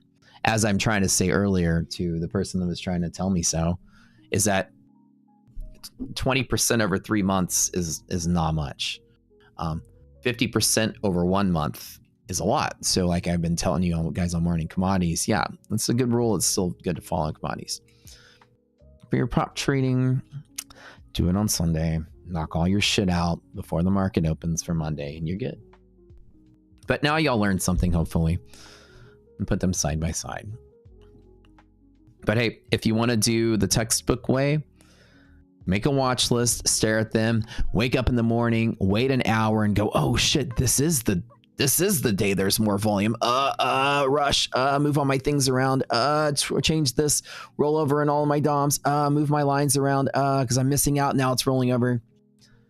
The worst that's going to happen is your order gets filled with a tick of slippage.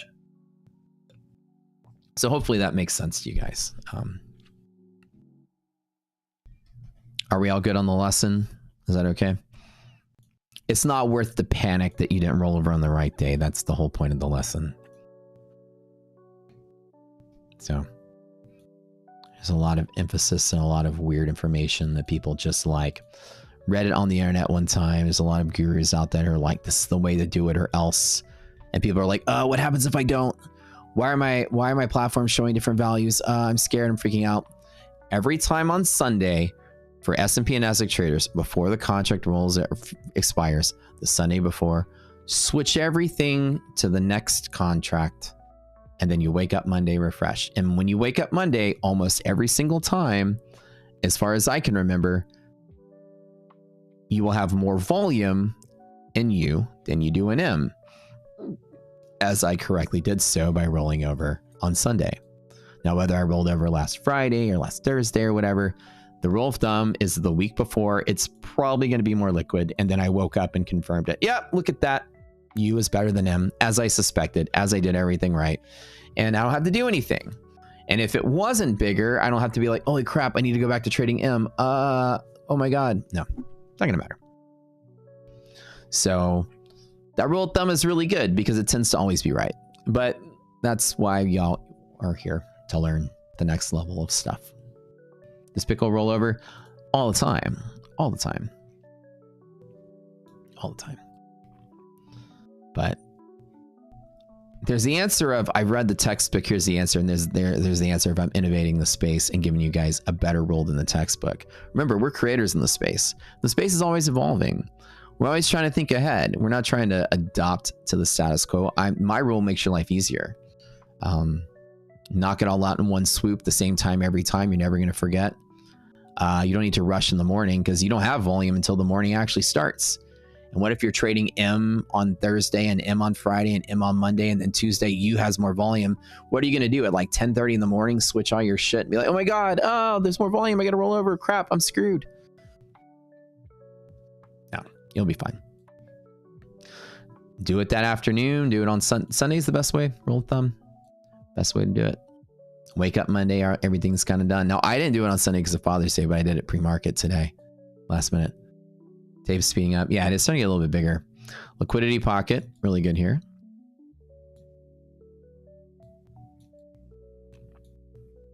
All right. But I feel like, as we talk about today, the Generation Alpha they make a couple trades and they're experts already, which is cute. I get it.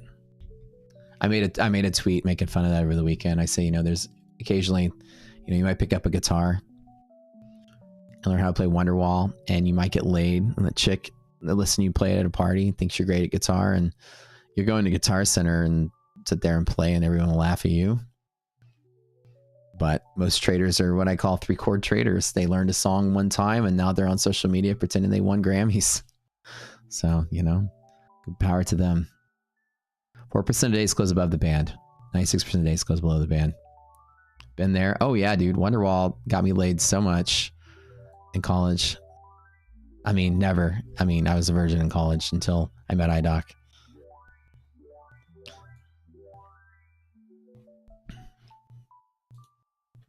But yeah.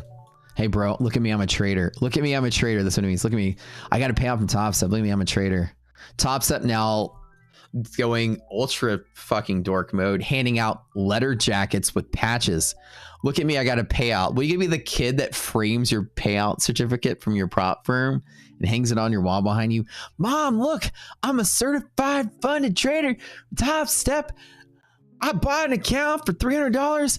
I YOLO's profit. I got a $2,000 payout. I'm a funded trader now. Check out my patch on my sleeve. I'm funded. Look at all my swag. Dude, I have never seen a fucking cringier thing in my entire life than a patch jacket with your Top Step achievements. Punch yourself in the face now if you're going to buy one of those, because most people are going to punch you if you wear that in public. Oh my God. Guys, here's your certificate. You got to pay out. Hey, look, guys, I've got a payout from a prop firm. I'm somebody now. Yeah, that club is exclusive as fucking Costco, bro. Yeah, congratulations. You're a funded trader. Get out of here. That's a club that's called Everyone. You wore it one time. I bet you Tyler wore it on his first stream, though. Bro wears it when he goes out on dates. He's like, check this out, baby. Look at this. Check out these patches. You see that? He's like, I can buy you dinner. You know why? I'm in the 10K club right here. Got the bigger one on the back. That's hilarious. Only give you freedom. It's your last chance. Oh my God. It's so funny. These are weird people. All right, hold on. Hide yours. Thank you, mods. Appreciate that. How crazy. I wonder, like, thank you. I'll remove all that too. This is the age of some kind of thing. All right, hide user on the channel as well.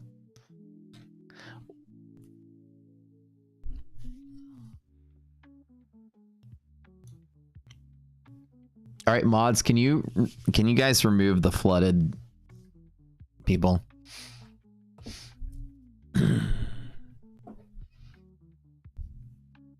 No, it's like a bunch of accounts that are spamming. Maybe you just take off.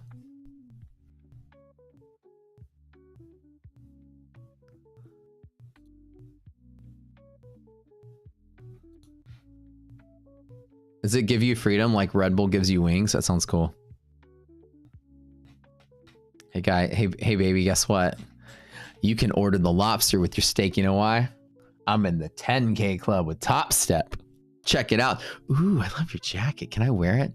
No, I earned it. These are my payouts. I went live with Top Step. Check it out. Your jock strap. Tyler's got his Top Step jock strap. That'd be so funny, dude. You got like a cup, like a jock strap, but your cup has like the Top Step logo on top of your junk. That's certainly that's extra level swag. Now, if I had a prop firm, that's what I would give away. I'll give away jock strap with a cup, the Roxy logo on it. You know why? The better you do, the bigger your dick, and you get the bigger cup. It's like a members only jacket. Yeah. Wasn't that the joke? And what was it we're like, what club is that? The club called everyone was that in The Wedding Singer? The members only jacket joke. Is it almost time for giveaway? Getting close. Divergence with NQ and ES, probably for the most part because of sector rotation. You're going to see a lot of let's take a look. A lot of times you're just going to see that, and you're going to see them deviate from each other. Energy is way down today. Technology is way up today. You're going to see a lot of that because of the craziness of like oil prices going way up because of the Israel stuff. And then now everything's rotating back around the other way, right? People freaked out and jumped into the energy trade just to make some money on the war news. And then they're jumping out of it to take profit because there's a weekend only thing. So that rotation will cause a little bit of divergence between the two, but it's not really anything to worry about too badly. As the Nasdaq is just a much higher than the S&P. There is a yellow light on our divergence indicator here. It's yellow. It just means caution. But Nasdaq has just moved much further than the S&P, which is understandable because it's what sold off the hardest when we fell out. Nasdaq just going for it. 2264 is that next level on NQ. Looking solid there. You won the Top Step Cup. That's funny. That's funny. Where'd you get that jock strap from? Well, I won the cup. Giggity. All right. So again, S&P 4% of days do close above DD band. 96% of days close below. And I don't ever bet against the bull market. What I usually do, and again, we have the same setups today, is there is an A plus from here, like we took already. There's an A plus from here, which we can take again. And then there's like I would call it like a B trade. It's not terrible, but a trade off of the band itself is always good. Now you're on a low probability zone, so it's a small trade, small position only. But normally it's not a terrible setup to have. So if this is like the first pullback that we get, any little bit down in here isn't bad for a second bump. I don't short up here. I never short against a bull market. I just let it play out. We should be pretty good for a B setup though. You got the last one they had that was extra small. Oh crap. Well, that means I can't get one now that's extra small. The hell? Where else am I going to find an extra small jock strap? You took the last one. Bug. I think money is coming out of Eurozone stocks and US stocks. That's a good question. I don't really know. Probably both of them. I think that both are hot right now. I don't think we'd be rotating too much out of, but I mean, it's possible. I don't have a way to monitor all the Euro stocks in one bite, but it's definitely possible to see rotation maybe from theirs into ours. They did rally a lot faster after the April 10 announcement than we did. Especially in Germany, the DAX went to all-time highs like a month before we did. And it could be there's some selling in there. I haven't checked the DAX though, honestly, in a long time. Not like a month. You got the crotchless jockstrap. That's the best kind. Do you think firms like S&B moving into space? I don't know. I don't have any comment on that. I'm not sure. Was that Happy Gilmore? Oh, it was Happy Gilmore with the members only.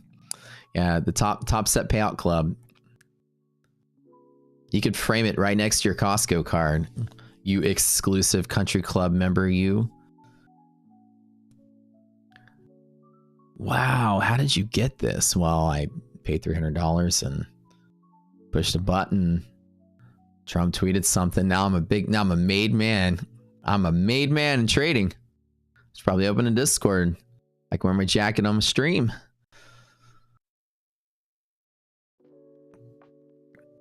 A lot of differences compared to you playing options trading. Yeah, bro, it gets hard. It's futures is a whole different ball game. But if you move from options to futures, you should have a much easier learning curve in futures than options. Futures is certainly like less complex than options. It's gonna be tough, but the learning curve is definitely less. Oh, hey Tyler. According to iDoc, I need to help you. Let me, dude. I'll give you a call later today or something if I get some time, and walk you through your setup. Your iDoc is sending me notes to give to you. You gotta listen to her. She's like a professional Twitch degen. She knows her stuff there. So I got some good notes for you. Less value in the Blockbuster card. I bet you.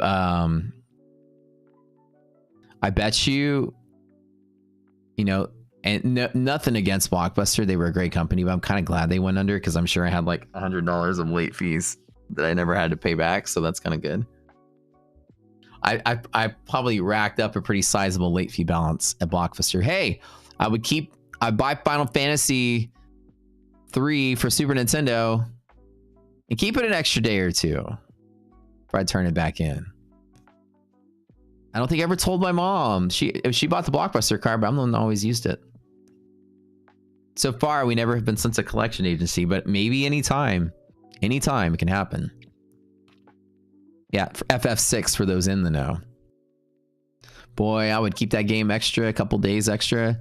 I'd get Super Metroid. I'd keep it a couple extra days. Castlevania, Symphony of the Night, keep a few extra days. Oh yeah, dude, I'd rent the same games all the time. Happy wins the gold jacket. Shooter choked. Spicy Matt today. It's boring. I mean, I already made my money. Now I'm just chilling. It is kind of a boring day. FF8, Squall for the win. I think I like the hype around FF8 more than I like the hype around FF7. I like FF7 as a better game, but they're both good. But when FF7 just like redefined the whole genre, then the anticipation for FF8 was like through the roof. Everyone was like foaming at the mouth when that trailer came out. They're like, oh my God, wow, it's like 1,000 times cooler. FF7 was like, whoa, it's in 3D. That's crazy. And then you played the game and it was like it was good. It wasn't, I don't think it was as good, but it was still good. I was kind of like, oh, this is kind of clunky and the story's kind of weird, but it was pretty cool. It was unique. That's your generation. Hell yeah. 10 by far is, if I told people to play a Final Fantasy game, I tell people go play 10. You could play 7 remakes. They're standalone. They're actually pretty masterpiece level themselves. The old 7 is okay for newer like gamers. It was like the best of all time at the time. But 10 is like the one that just like introduced someone to me. You tell a friend that wants to play, I say play 10. 10's always a good intro to the series. This is probably the second best one of the newer ones. But you know, as retro games are coming back, you'll have a lot of fun playing 6 as like a probably someone has to like that style though, the turn-based. And I hope they come back with like more turn-based games. That's really what I miss. All this like action RPG kind of stuff, it makes them feel just kind of like button smashers. I like really like scrolling through menus. That was always fun. Bow, bow, bow, bow, bow. You need help with your Fund and Next account? Having a DLL, they will not help. Yeah, Bucky, can you tell me what's going on with that? Send me a message Discord with some images or whatever, what you're dealing with.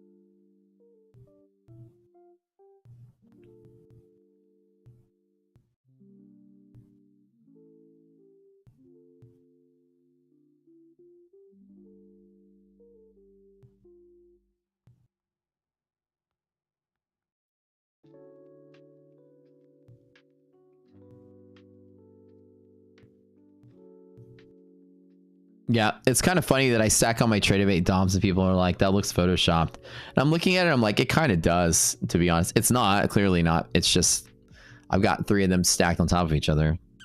And I just crammed them in very quickly to like get rid of all that space beneath them. That way it's easier to see.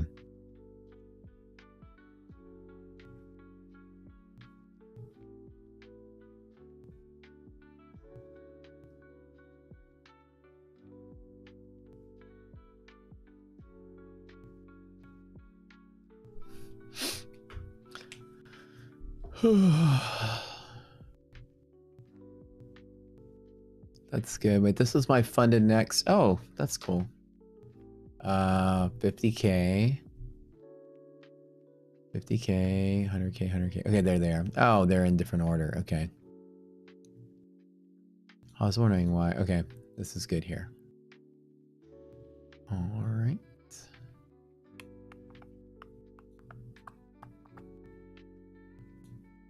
I've yet to take a payout from my funded live account. I'm just trying to build the balance up, to be honest. I don't have any reason to like, I don't need the money.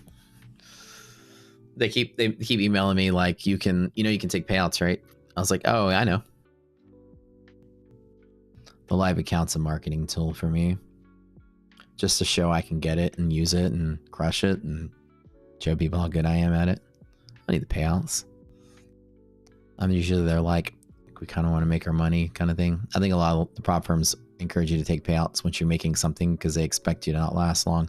But I want to take this account. I want to be like, I want to get these live accounts and trade them and be on leaderboards. I just want to show people that I can make a ridiculous balance in one trading account. And hopefully I can. And giveaway today? Yeah, I'm gonna do giveaway like we always do.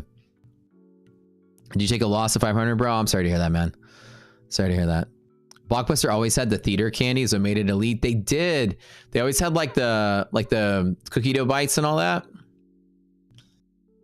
They were so good. And you were hyped for Final Fantasy VIII because of the character models, but the junction system was weird. It was so weird. I hated the junction system. Yeah. Character models were cool looking. Like Squall was probably like the coolest looking of all the leading characters. Probably even cooler looking than Cloud was. Like Tidus was like average looking. He wasn't that cool looking. And then Noctis was kind of all right. He was that emo look though. But yeah, Squall was like the coolest looking one of all the, I think, the leading dudes on the games, with this like bomber jacket and his what do they call it, his gunblade. That was cool. I was digging it, like the whole gunslinger thing. And then the game just turned out the gameplay was weird, and the card game system in that game was weird too. Did I play Civ 7? I have not. They just came out with the new Civ game, didn't they? There's a new one coming out. I don't know if it's come out yet, but I remember seeing the stuff about it. I think it's coming out soon. I like Baldur's Gate 3. I do like Baldur's Gate.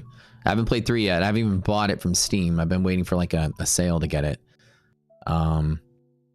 Option was able to wait for the pullback and backup. Eval account was liquidated. Lock out till tomorrow trading. Bro, sorry to hear that, dude. Just chill for the day. Yeah, don't rush it. Just take it easy. Come back tomorrow. Another day.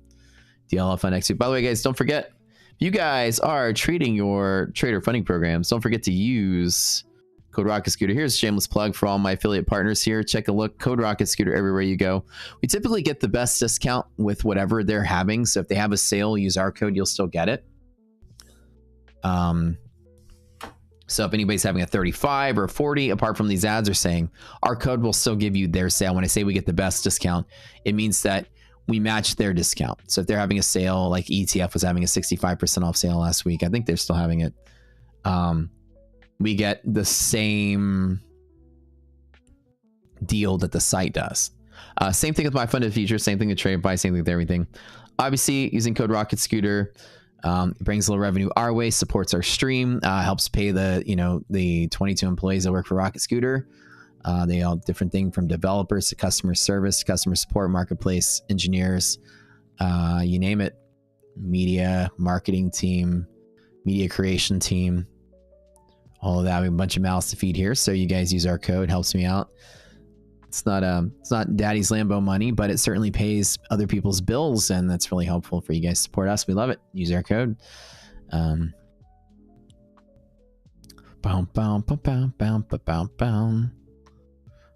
Expedition 33.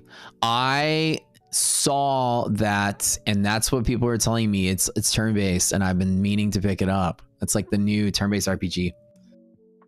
It seems pretty cool. Yeah, like I've looked at it. As soon as I finish Elden Ring, I might pick it up, actually. On Funded Next, I've got 250Ks and 200Ks on Funded Next.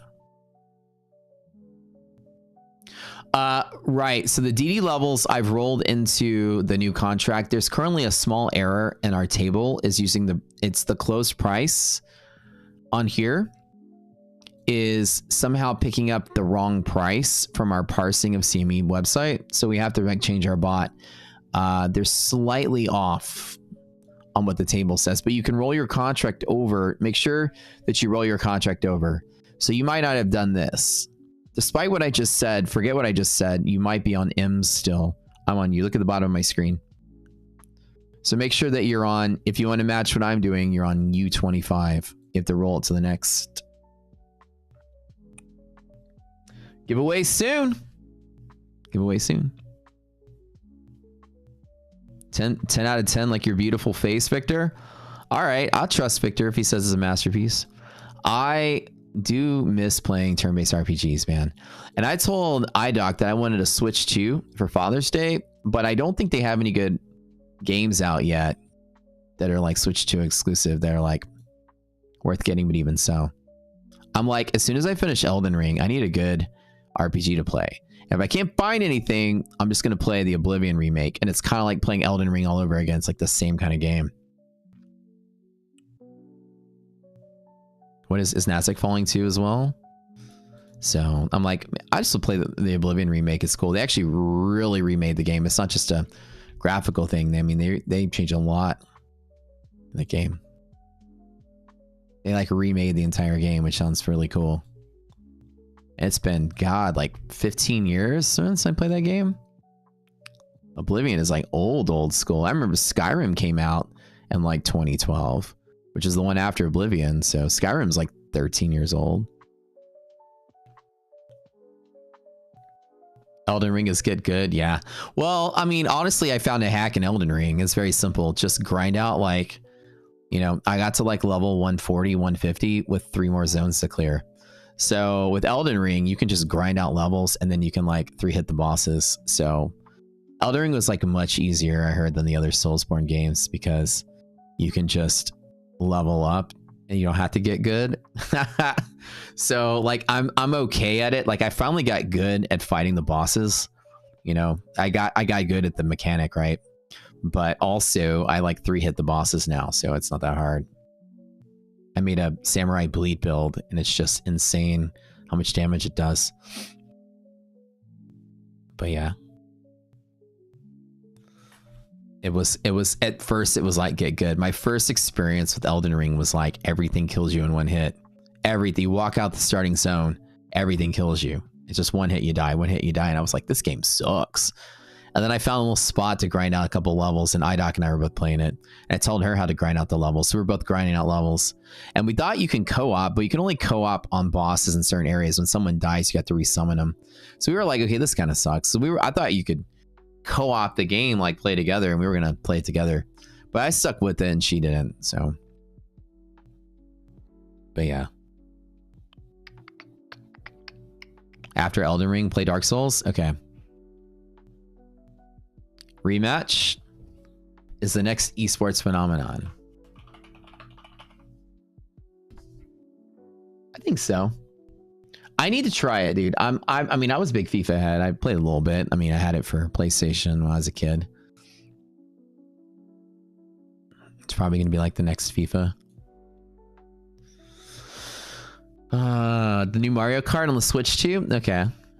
See, I bought a PS5, but I just bought it to play Final Fantasy 16, and that game was pretty bad. I'm not going to lie. I was like absolutely bored to death with that game. It was not fun. I think Final Fantasy stopped being fun when they stopped using like animals as the lead characters. Remember, like in 6 you had Moogle, right? You Mog the Moogle. In 7 you had Kate Sith, and you had Red 13, right? Kate Sith was like a robotic stuffed animal with a cat controlling it. Like you had, and Red 13 was some like, you know, like emo cat teenager pretending to be an old man. Like this is what it was like. And these games are fun. And then you get into like, you know, and then all of 9 was basically animal characters, and then and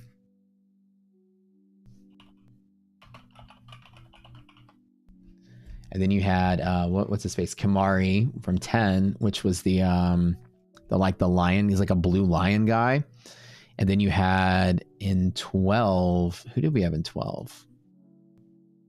12 was all humans, I think, at that point. 12 was all humans. Well, I guess like you had like the bunny. I read they're called the bunny people. They had bunny ears. There was that one. What was her name? Fran. Right? It's like a race of like humans with like bunny ears, right? But then you go into like 13, 14, and 15, and then it all becomes like humans. It just becomes like dry and boring. It was cool when you had like the animal, like furry radar detection, LOL. Matt's secretly a furry. But you know what though? My fox costume, okay? I love it to death. Okay, it's my favorite thing ever. Fran was hot as fuck. She was pretty damn cute. And nowadays, all the Final Fantasies are just like, they don't feel like fantasy enough. They just feel like your action RPG sort of games. And they're like in Final Fantasy 15, you had 4 like college-age dudes driving around in a black convertible. And you're like, it's not really much of a fantasy game anymore. It's just more like a kind of a, and then the new one is kind of the same. I think that's why they feel so bland and boring, because it wasn't like as elaborate of a world, dynamic character stuff. Final Fantasy 16 was like watching a movie. It really was. There was so many cutscenes in that damn game. And I played it through till the end, but I didn't like full complete. And I usually full complete games because I like them. Like I'll get every little thing. But that, it was just like, let me rush to the end and get it over with. I was kind of bored.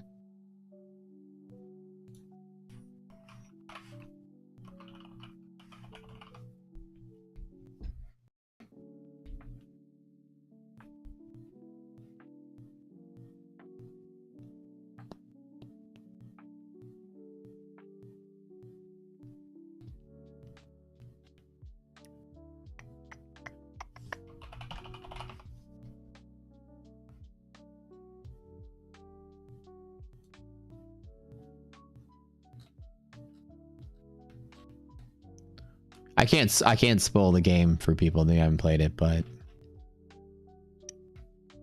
it was kind of cool. The part of the story where you got to interact with all the old summon. I guess they call them different things, different games, summons, the Eidolons, or the whatever they all call them. I forgot what they were called in this game, but they had like your bosses and stuff. You're fighting like all the old school summons.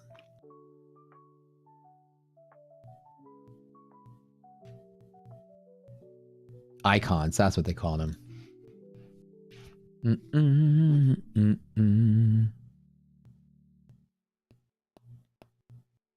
The FF16 combat was too easy. It was way too easy. The game was just easy. That's why I was bored with it.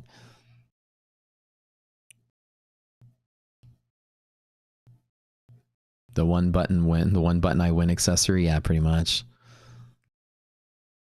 Yeah, like so much was cut from 15. That's the problem too. I would love for that. Like 15 was actually pretty good, but yeah, they got to the part where the world fell apart, and then they ran out of budget, or they ran out of time. But they were making that game for a long time. Though I remember they must have been making it for like 5 years. So I remember seeing they used to be called Versus 13. It was like a new version, and then the team that was making it was the team that made Kingdom Hearts or something, and it was like supposed to be a whole new thing. I remember that. But yeah, they had this they just had to rush the end because it was like it got so weird. It was like Xenogears. You got to the end of the game and they ran out of time, and they just rushed the final part.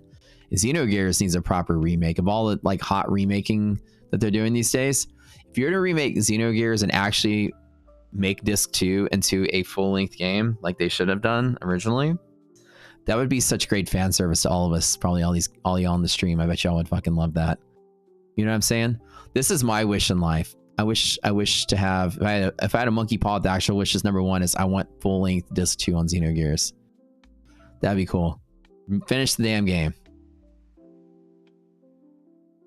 Are they working on another Chrono Trigger? If it's the same people, that'd be incredible.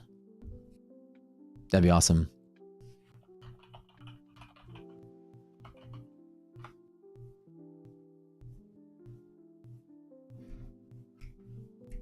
They better get Yasunori Mitsuda on that music. You know what I'm saying? You know what I'm saying. What's with this pump? The market's bullish. There's really no reason it shouldn't be pumping. Cyberpunk is pretty good. I played it when it was terrible and people hated it. I bought 3080 Ti's just to play that damn game, and they still didn't work that well. And then it went through all the updates, and then it was awesome. It actually was really good. And I keep going back to it to try to finish it. It's just, there's just so much in that game. I can never get any close. I'm trying to full complete it, and then I'll play it for a month, and I'll give up and play something else. On DLS4, yeah, it's mind-blowing graphics. Well, dude, on my 5090 right now, on all, I can do Psycho settings and get 160 frames on Psycho, 4K on a laptop with a 5090 on a laptop. Cyberpunk, full ray tracing, everything. It's like the 5090 is a beast of a graphics card, and even the laptop version is like a chopped version of the real one. It's crazy. So the desktop 5090, it'll be the most beautiful experience ever. I bought a 5080 for this desktop, which I haven't even played any games on this computer yet since I built it. I have a gaming station over here that I play on.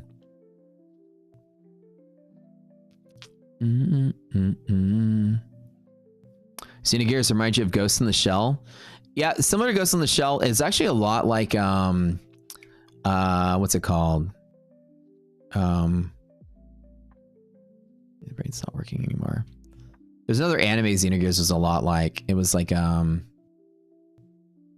the hell?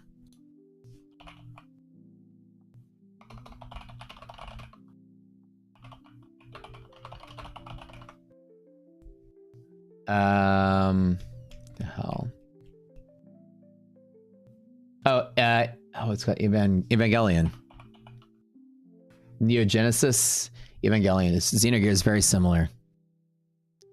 Very similar to each other. The story is similar.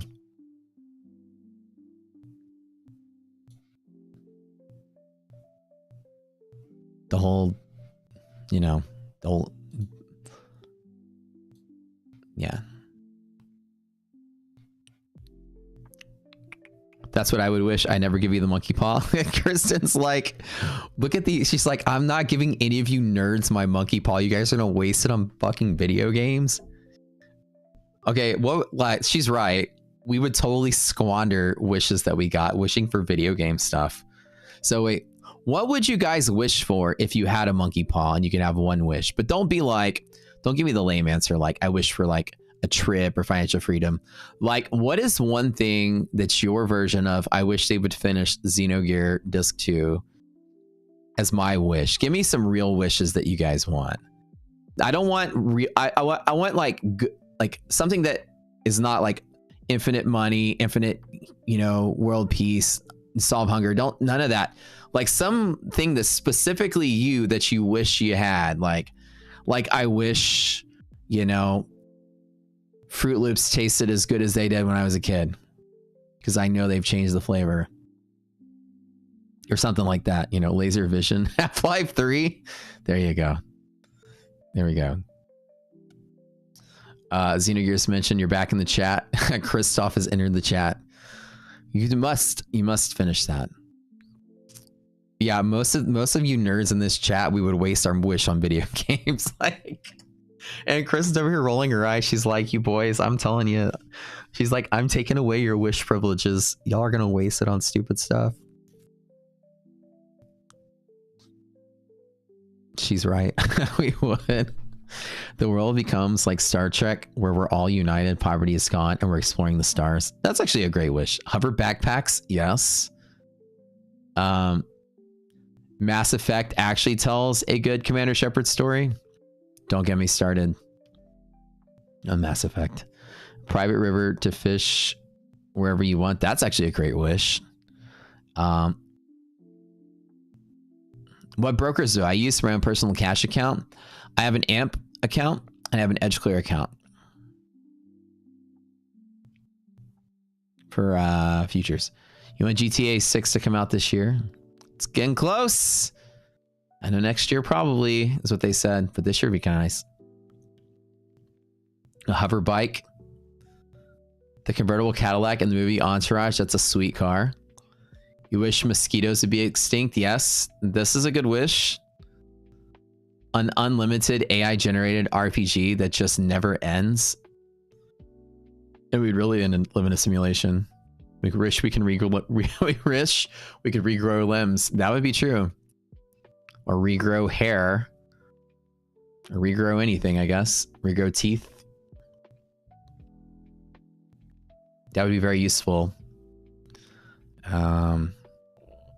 This would be nice. Top step jock strap. I figured there would be some of those. I mean, you know, like I said, there's plenty of the big ones left in the medium ones. You know, Tyler and me grabbed up the last, you know, Tyler grabbed the last extra small. So, you know, I guess we'll have to settle for a small. It might be too big though. Testing small shorts. I'm not doing any shorting myself, but you know, this, if you're betting that we come back in under the ban, not the worst bet in the world. I don't have any shorts over a hover scooter. That'd be great. Can I connect my trading account to GTA 6? Now this would be great. I wish for there is a way that through my trades, I was actually playing video games. So like every time I long or short, it's like a button in the game. So somehow I could do both at the same time. That'd be kind of cool.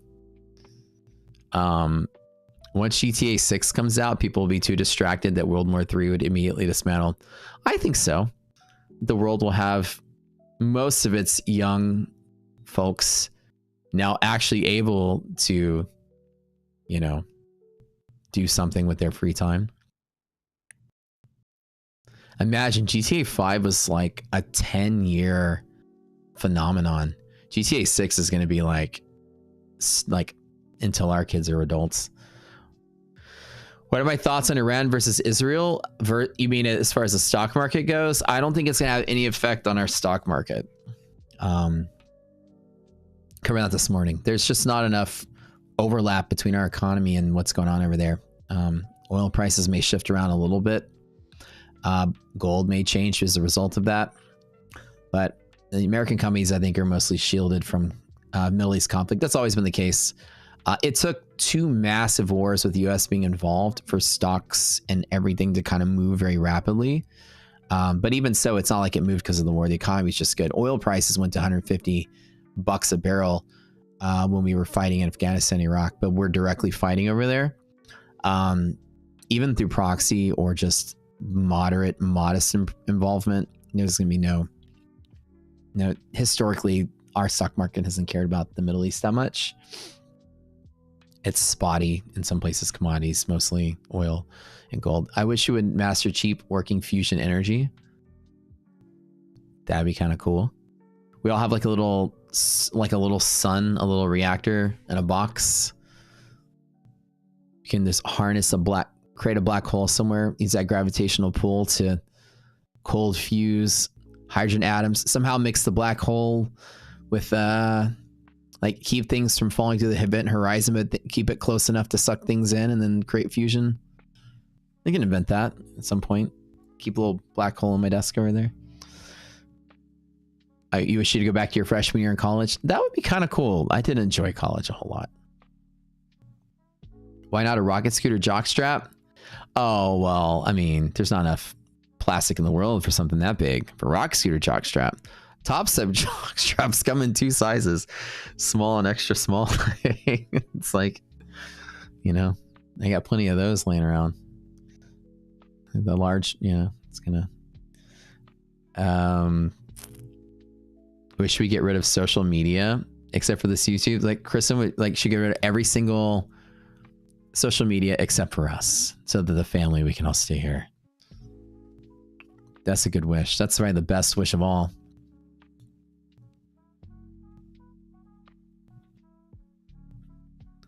You don't know how many times when I was doing the dating apps back in the day, you go on a date with someone and they're like, I'm a CEO. And you always were like, what? What are you CEO? Well, I run a marketing brand, or I run this. It always boiled down to they were on Instagram. They took pictures of themselves doing something and they monetize it somehow. And they're CEO. And I'm like, I'm actually CEO. Rocksky is actually a corporation. There's shareholders. There's a board of directors. I mean, there's a board. I'm literally am registered as the CEO of the company. There's employees. But you would meet people all the time. They were like, yeah, I'm a CEO, or I'm president CEO, founder CEO of this and this and this and this. And what is it? There's a lot of social media created the world of everyone's a CEO of something. Yeah, influencers, not really a job that you're a CEO of. But near 500 likes. Ooh, we're getting close. We're getting close. 500 likes will do giveaway, guys. We're getting very close. 500 likes. Your grandkids will see the launch of GTA 7 if they're lucky.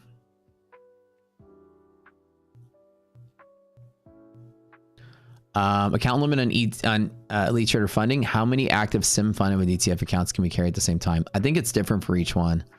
I think with the funded, don't quote me on this. My brain keeps wanting to say it's 3, but I would go to their website and look.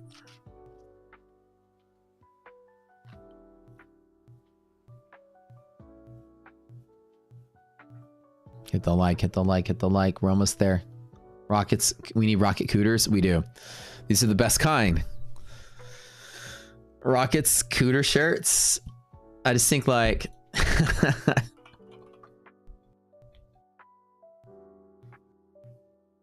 cooter is a real thing though. A cooter is a North American river turtle with a dull brown shell and typically having yellow stripes on its head.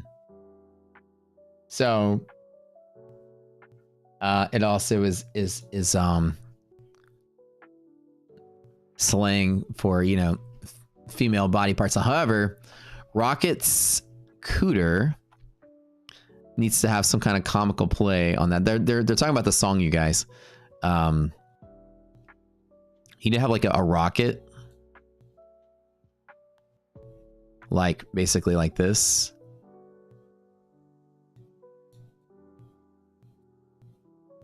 And the rocket is like some some smug dude, like hey.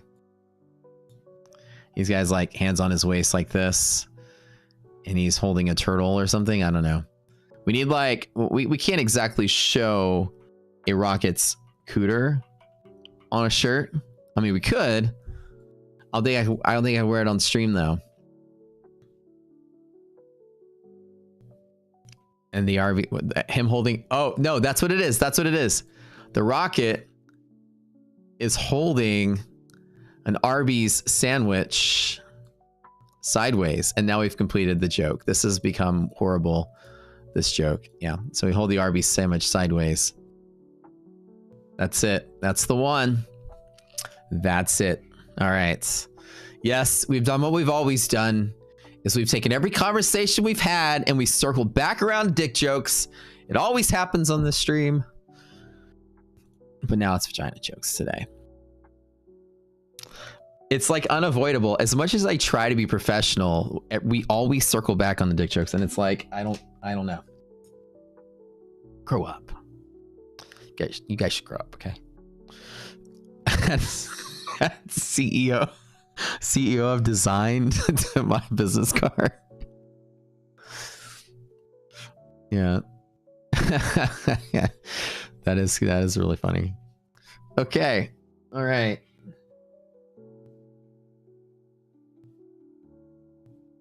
Let me grab something really quick for our design team really quick. I mean, our development team really quick. Hold on. They're fixing the DD band thing.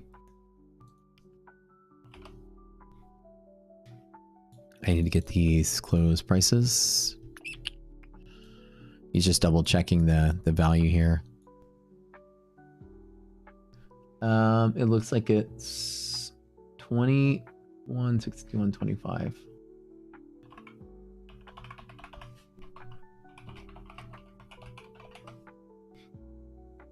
And I'm just quickly doing this, but get as close as we can.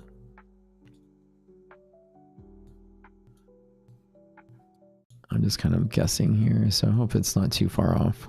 Come on, you. 5978.25.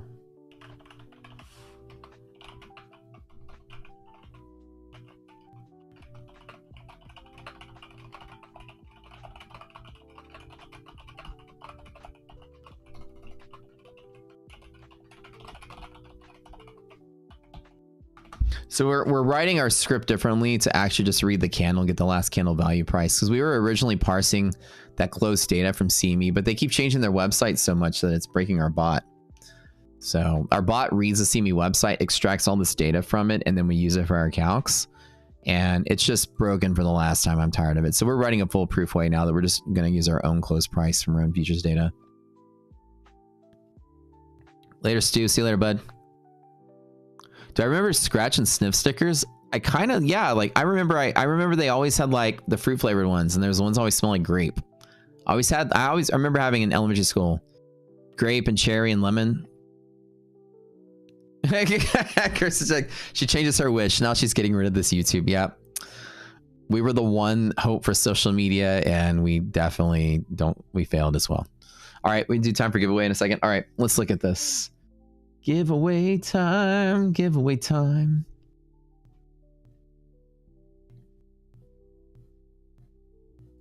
All right.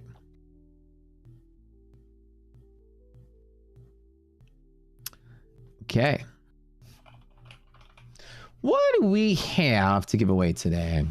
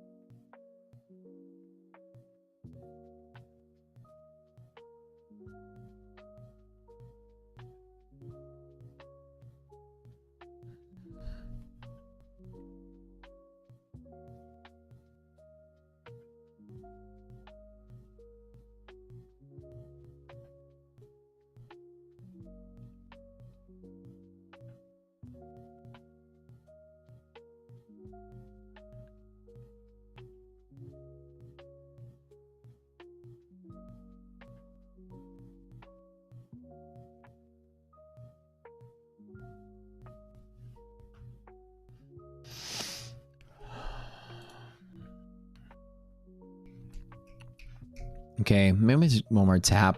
And we can trade this at DD band if I get it. Let me take a look at this.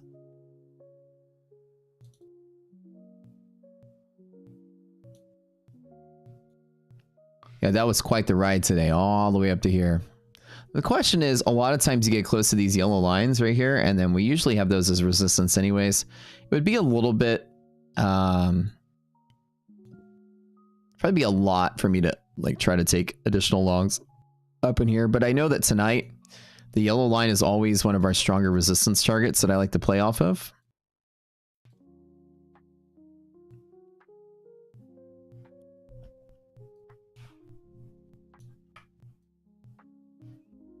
So like tonight we finished the move up to there. I think we probably are still going to support this general area right in here.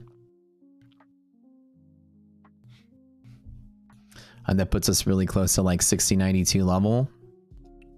Now all day long I have A+ setups all day to wait for those. Question is, maybe I could take something.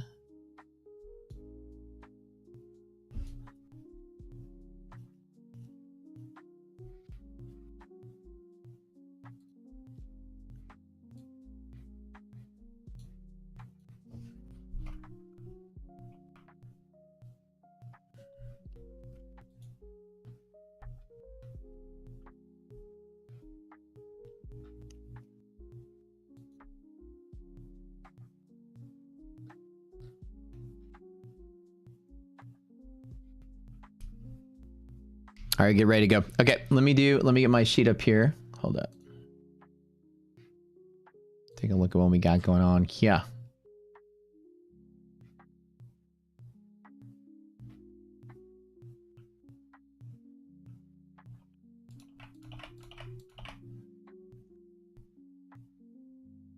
Okay, you guys come back tomorrow. I'm gonna tell you, I'm gonna do another giveaway again tomorrow. So today, since we had light day today, let's do a single Tradeify funded account. Like I said, you guys want me to do 2, 3. Y'all gotta keep coming back. Keep the stream open. Okay, we'll do Tradeify today. Tradeify giveaway.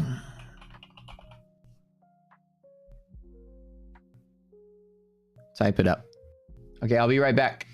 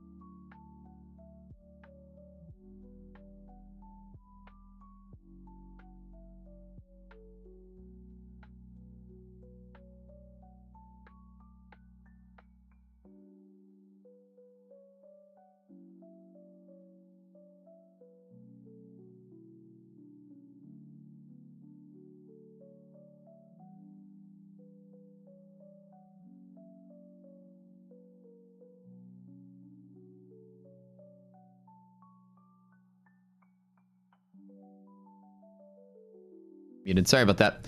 Looks like we already tapped the DD band, this B setup. I'm debating on if I even want to touch it or not. Market's just moved so much today. I mean, it is a good setup to at least attempt to long for the day. There's just a little pullback here. Looks like it happened while I went to the bathroom, so.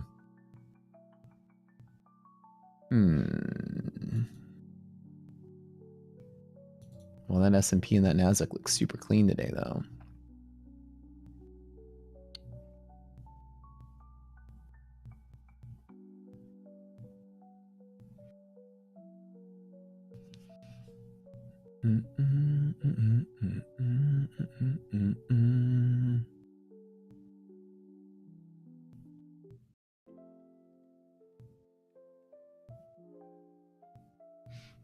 Let me double check something really quick.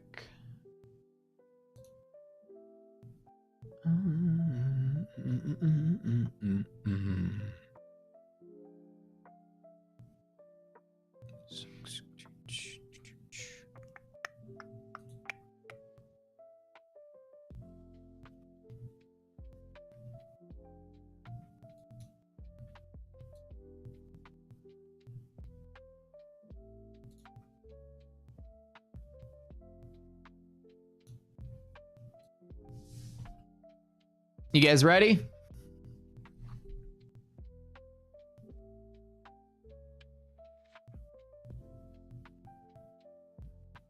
Are you ready to do this?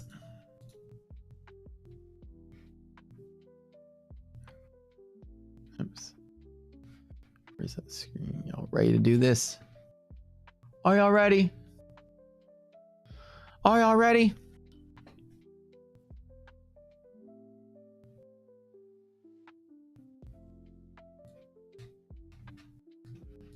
I gotta draw my little retracement tool as well.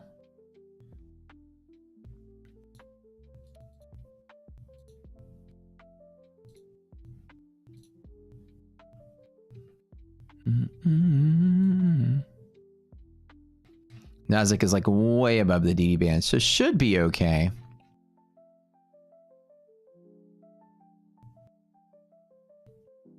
And draw my S&P one as well.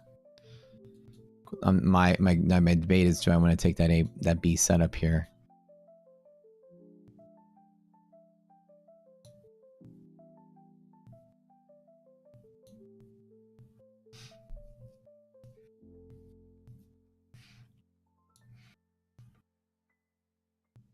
Explain that fib setting screen. Oh, it's just the Fibonacci tool that is default. And basically you can set, it's basically just a box that you draw, and then it draws lines on certain intervals. That's it. And you can specify the intervals here. Just basically as a box that draws a bunch of extra lines between it. Fibonacci traders put some magic beans to like the 382, 618. These are just nonsense extension, this and that. It's meaningless stuff. I completely gut all the junk from it. And I basically make it just a box with a line in the middle so I can see the values very quickly without having to look over here. So an example, I take it and I just do 0, 1, and 1/2. It doesn't matter what you pick. You can pick any three. I just use the ones that are there. And I put the labels on the right. That way I can see 6075, 6092, 6108. I can see levels of a span distance and the midpoint. So I can quickly see where we are, like essentially just for convenience. The middle is always kind of a test range over a span range anyway, especially breakout.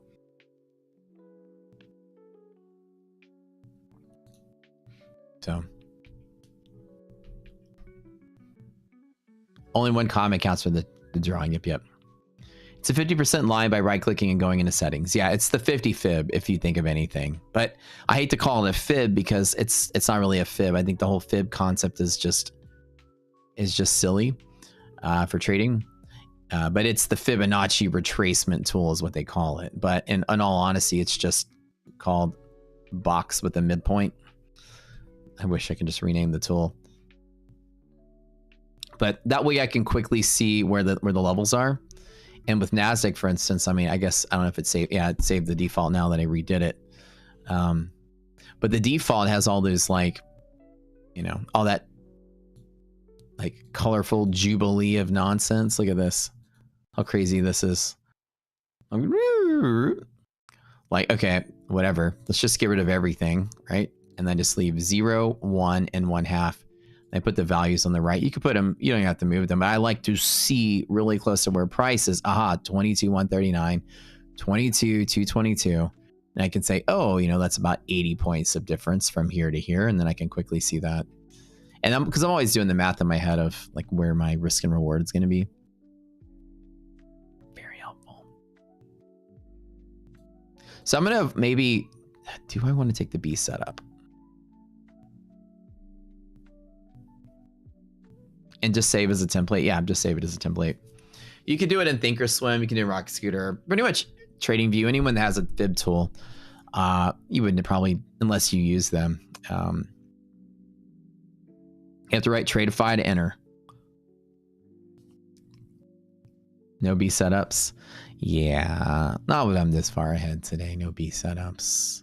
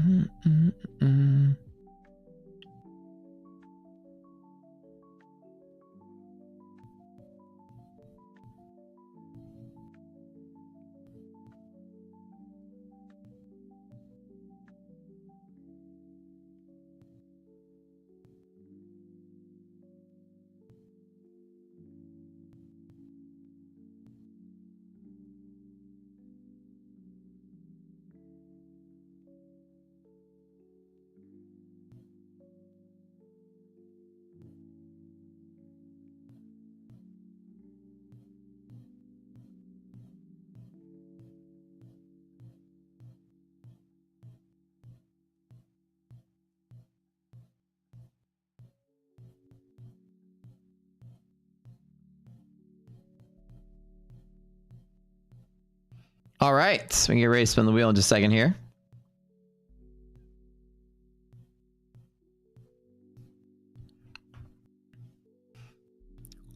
That's right, and we're doing lifetime giveaway after this. Lifetime giveaway as well today.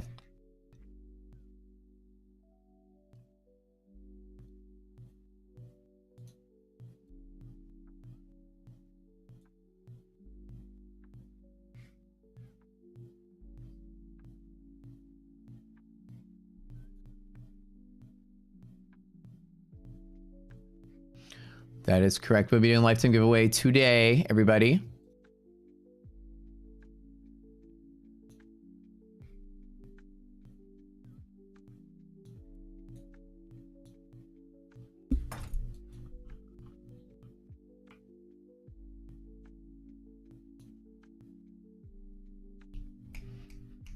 All right, Grace, spin the wheel here.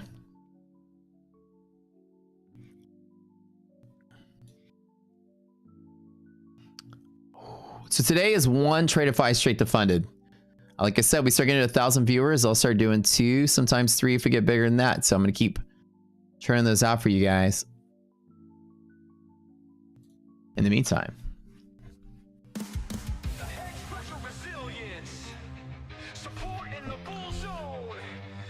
Everything rock scooter.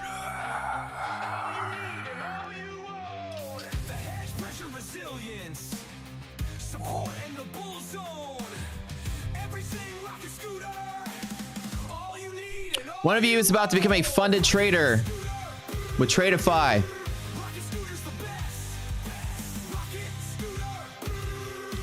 You got 10 more seconds, so I spin the wheel. One account today, just one today.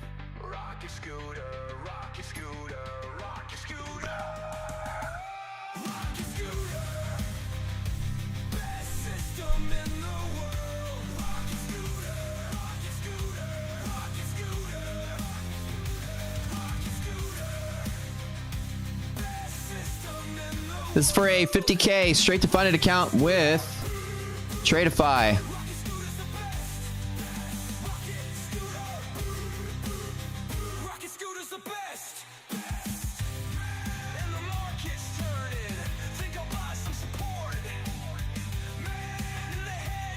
Tone. Woo! Tone, my man, you're the winner today. Type something in chat.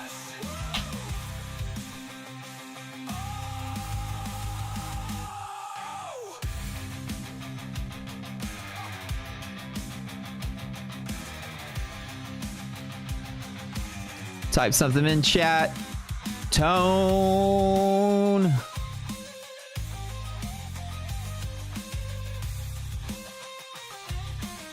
Tone, my man. There he is. He's here. All right. Good job. Usually we do more and more giveaway accounts. Today was just one. Tradeify straight to fun and just one today. But like I said, we get up to 1,000 concurrent viewers and we maintain that and keep going.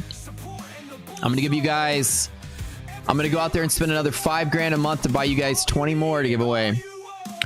So don't forget, keep using our code everywhere you go. Now, here's something, okay? Don't enter this next contest unless you qualify. I will double check. If you lie and enter this contest and I check and you don't validate what I ask, nobody wins. So listen very carefully and stop typing Tradeify. This is a very serious contest. We're giving away lifetime at Rocket Scooter. One person can ruin it for everyone else. So let me tell you, no more Tradeify. It's over. It's over. It's over. It's over. Okay. Now,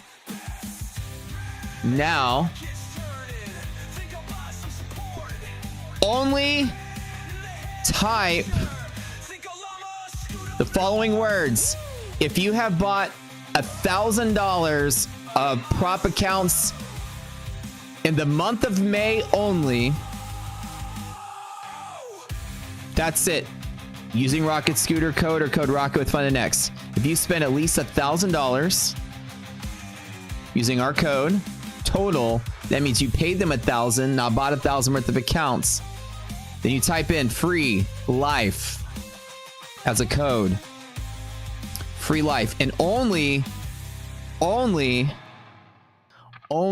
if you have spent $1,000 with prop firms using our code. That's it. And if I draw a winner and they cannot validate, nobody wins for the month. So this is a group project. Because I'm not going to go back and forth with it. So you guys be honest with me. I will check. So make sure if you win, you got to show me your receipts. $1,000 free lifetime Rocket Scooter, a $4,000 prize. Boom. And that's great because boot camp starts up in a week. I'm going to give you guys, we do this every single month. So if you use our code, we do additional prizes for people that use our code.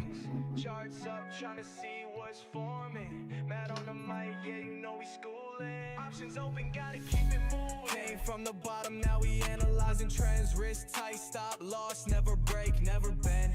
$1,000 is not a lot to spend at a prop firm. We all spend that much to buy 3 or 4 or 5 accounts.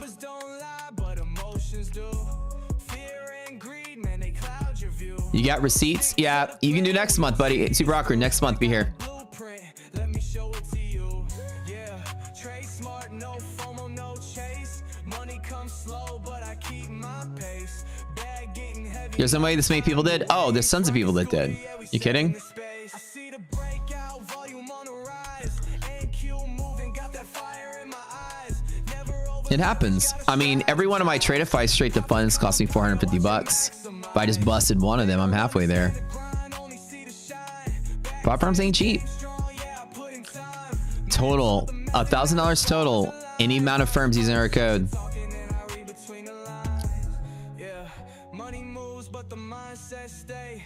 So we're gonna give a lot more when it comes to like doing giveaway stuff as we get bigger and bigger and bigger. Trust me, this one thing using our code giveaways, we're gonna do even more. I'm starting to think like trading computers, TVs, like trips, other stuff. As we get bigger, we start getting 2,000, 3,000 people on the stream. I'll start buying you guys like, I don't know, trips and shit. I don't know, fun stuff. Okay, you guys ready? We do this every single month. So if it's your first time hearing about it, just know every month we do it. I usually do it the first week after the end of the month, but I didn't last week because I got busy. Whoever gets busted for lying gets permanent ban. No, they just ruin it for everyone else. So.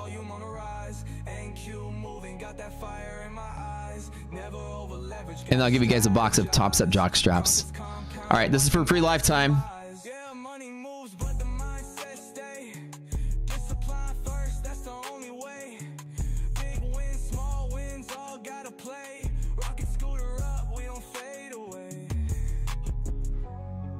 Ignacio Herrera.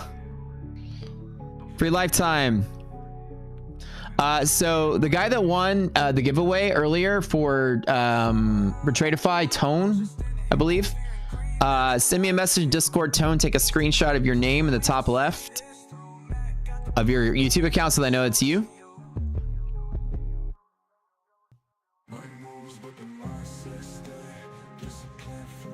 Ignacio, yeah, dude, congrats.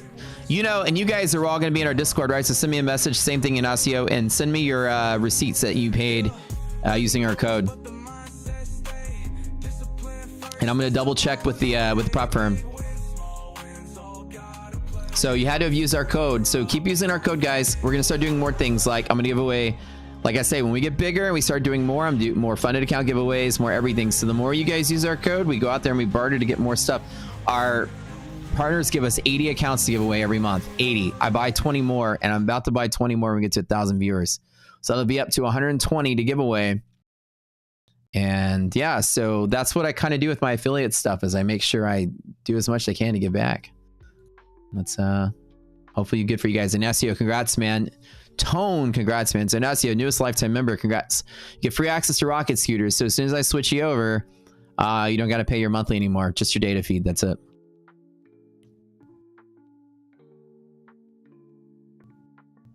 Congrats, man. All right, we got about 13 minutes till I'm free lifetime. So everybody's like, can we get free lifetime fitness membership? That's probably going to be a very valuable. That's probably even as valuable as the rocket scooter lifetime.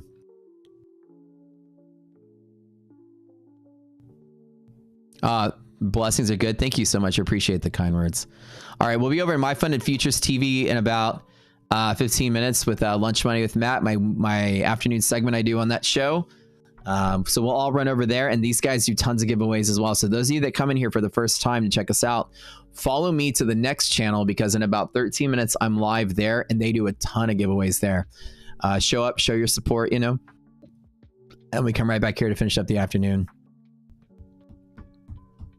Free jock strap. That would be awesome. All right, so upper trade today on, it's not really, it's like the B setup would be from that original support all the way up to this yellow line. At least today, 266 is the level I'm looking for. So maybe we get something good out of that.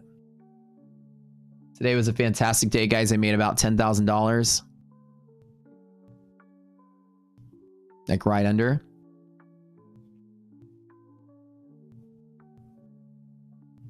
You're 2K over consistency now.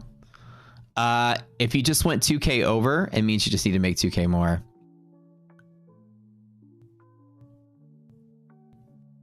Free lifetime with complimentary jockstrap. We're gonna have to make you pay for the jockstrap. They're huge. Roxy jockstraps are big. They come in XL only. They cost a lot of materials. I can't give those away for free. Little movement here in NASDAQ. Let's see if we can get some move higher. I did contemplate wanting to take the B setup on S&P at DD band tap, which is kind of like where we just were, but I didn't do anything yet. I really would love to finish out the day grabbing some A's again.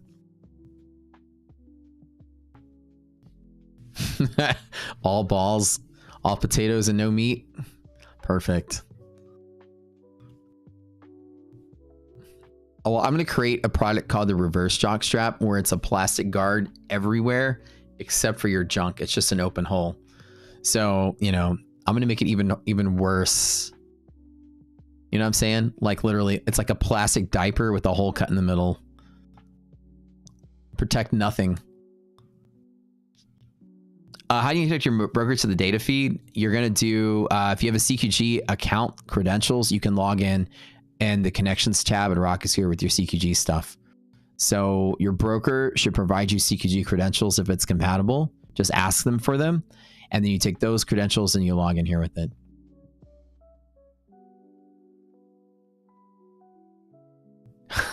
You get the beans above the Frank.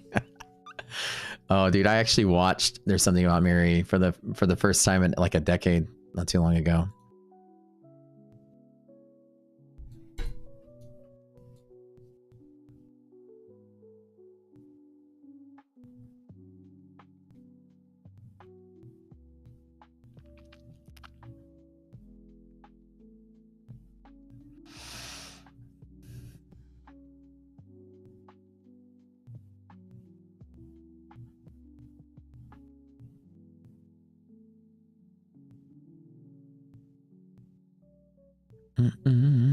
Okay. All right, guys. So we're going to wind down over here. Let me give you the link over there. I'm live on Lunch Money with Matt. It's a special show that I do every day on My Funded TV. They shower our community with giveaways. They are so cool. They are such a cool community over there. And I'm going to tell you guys, here's the link. I want you guys to all start piling over there because we're going to close down in about 1 minute over here. But thank you guys for tuning in. Don't forget to sub to the channel. My name's Matt. I'm going to give away over 100 accounts every single month. Prop accounts to you guys. I'm a live futures trader. I'm live funded with My Funded Futures. I'm live funded with ETF. I'm about to go live funded with Tradeify. You can watch my journey live. I'm one of the most profitable traders on YouTube. I show my entire journey and history here. I babysat these accounts you're staring at right now for $160,000 of profits. I started with them in February, and I'm still going to keep going. So we'll see you guys later. Thanks for tuning in. Thanks for supporting the channel. I'm Matt. Love you guys, and we'll see you all in just a little bit. Now, we'll stream after this. I'll be right back over here. So everybody go to that link I just typed in chat. We'll see you all in just a minute.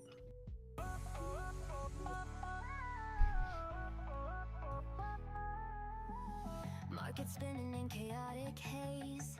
Rocket scooter blast through the maze. Volume prediction shows the way. Leave the doubt and the fray. Liquidity map paints the scene. Hidden nodes like ghosts unseen. Reverse engineered, see the light.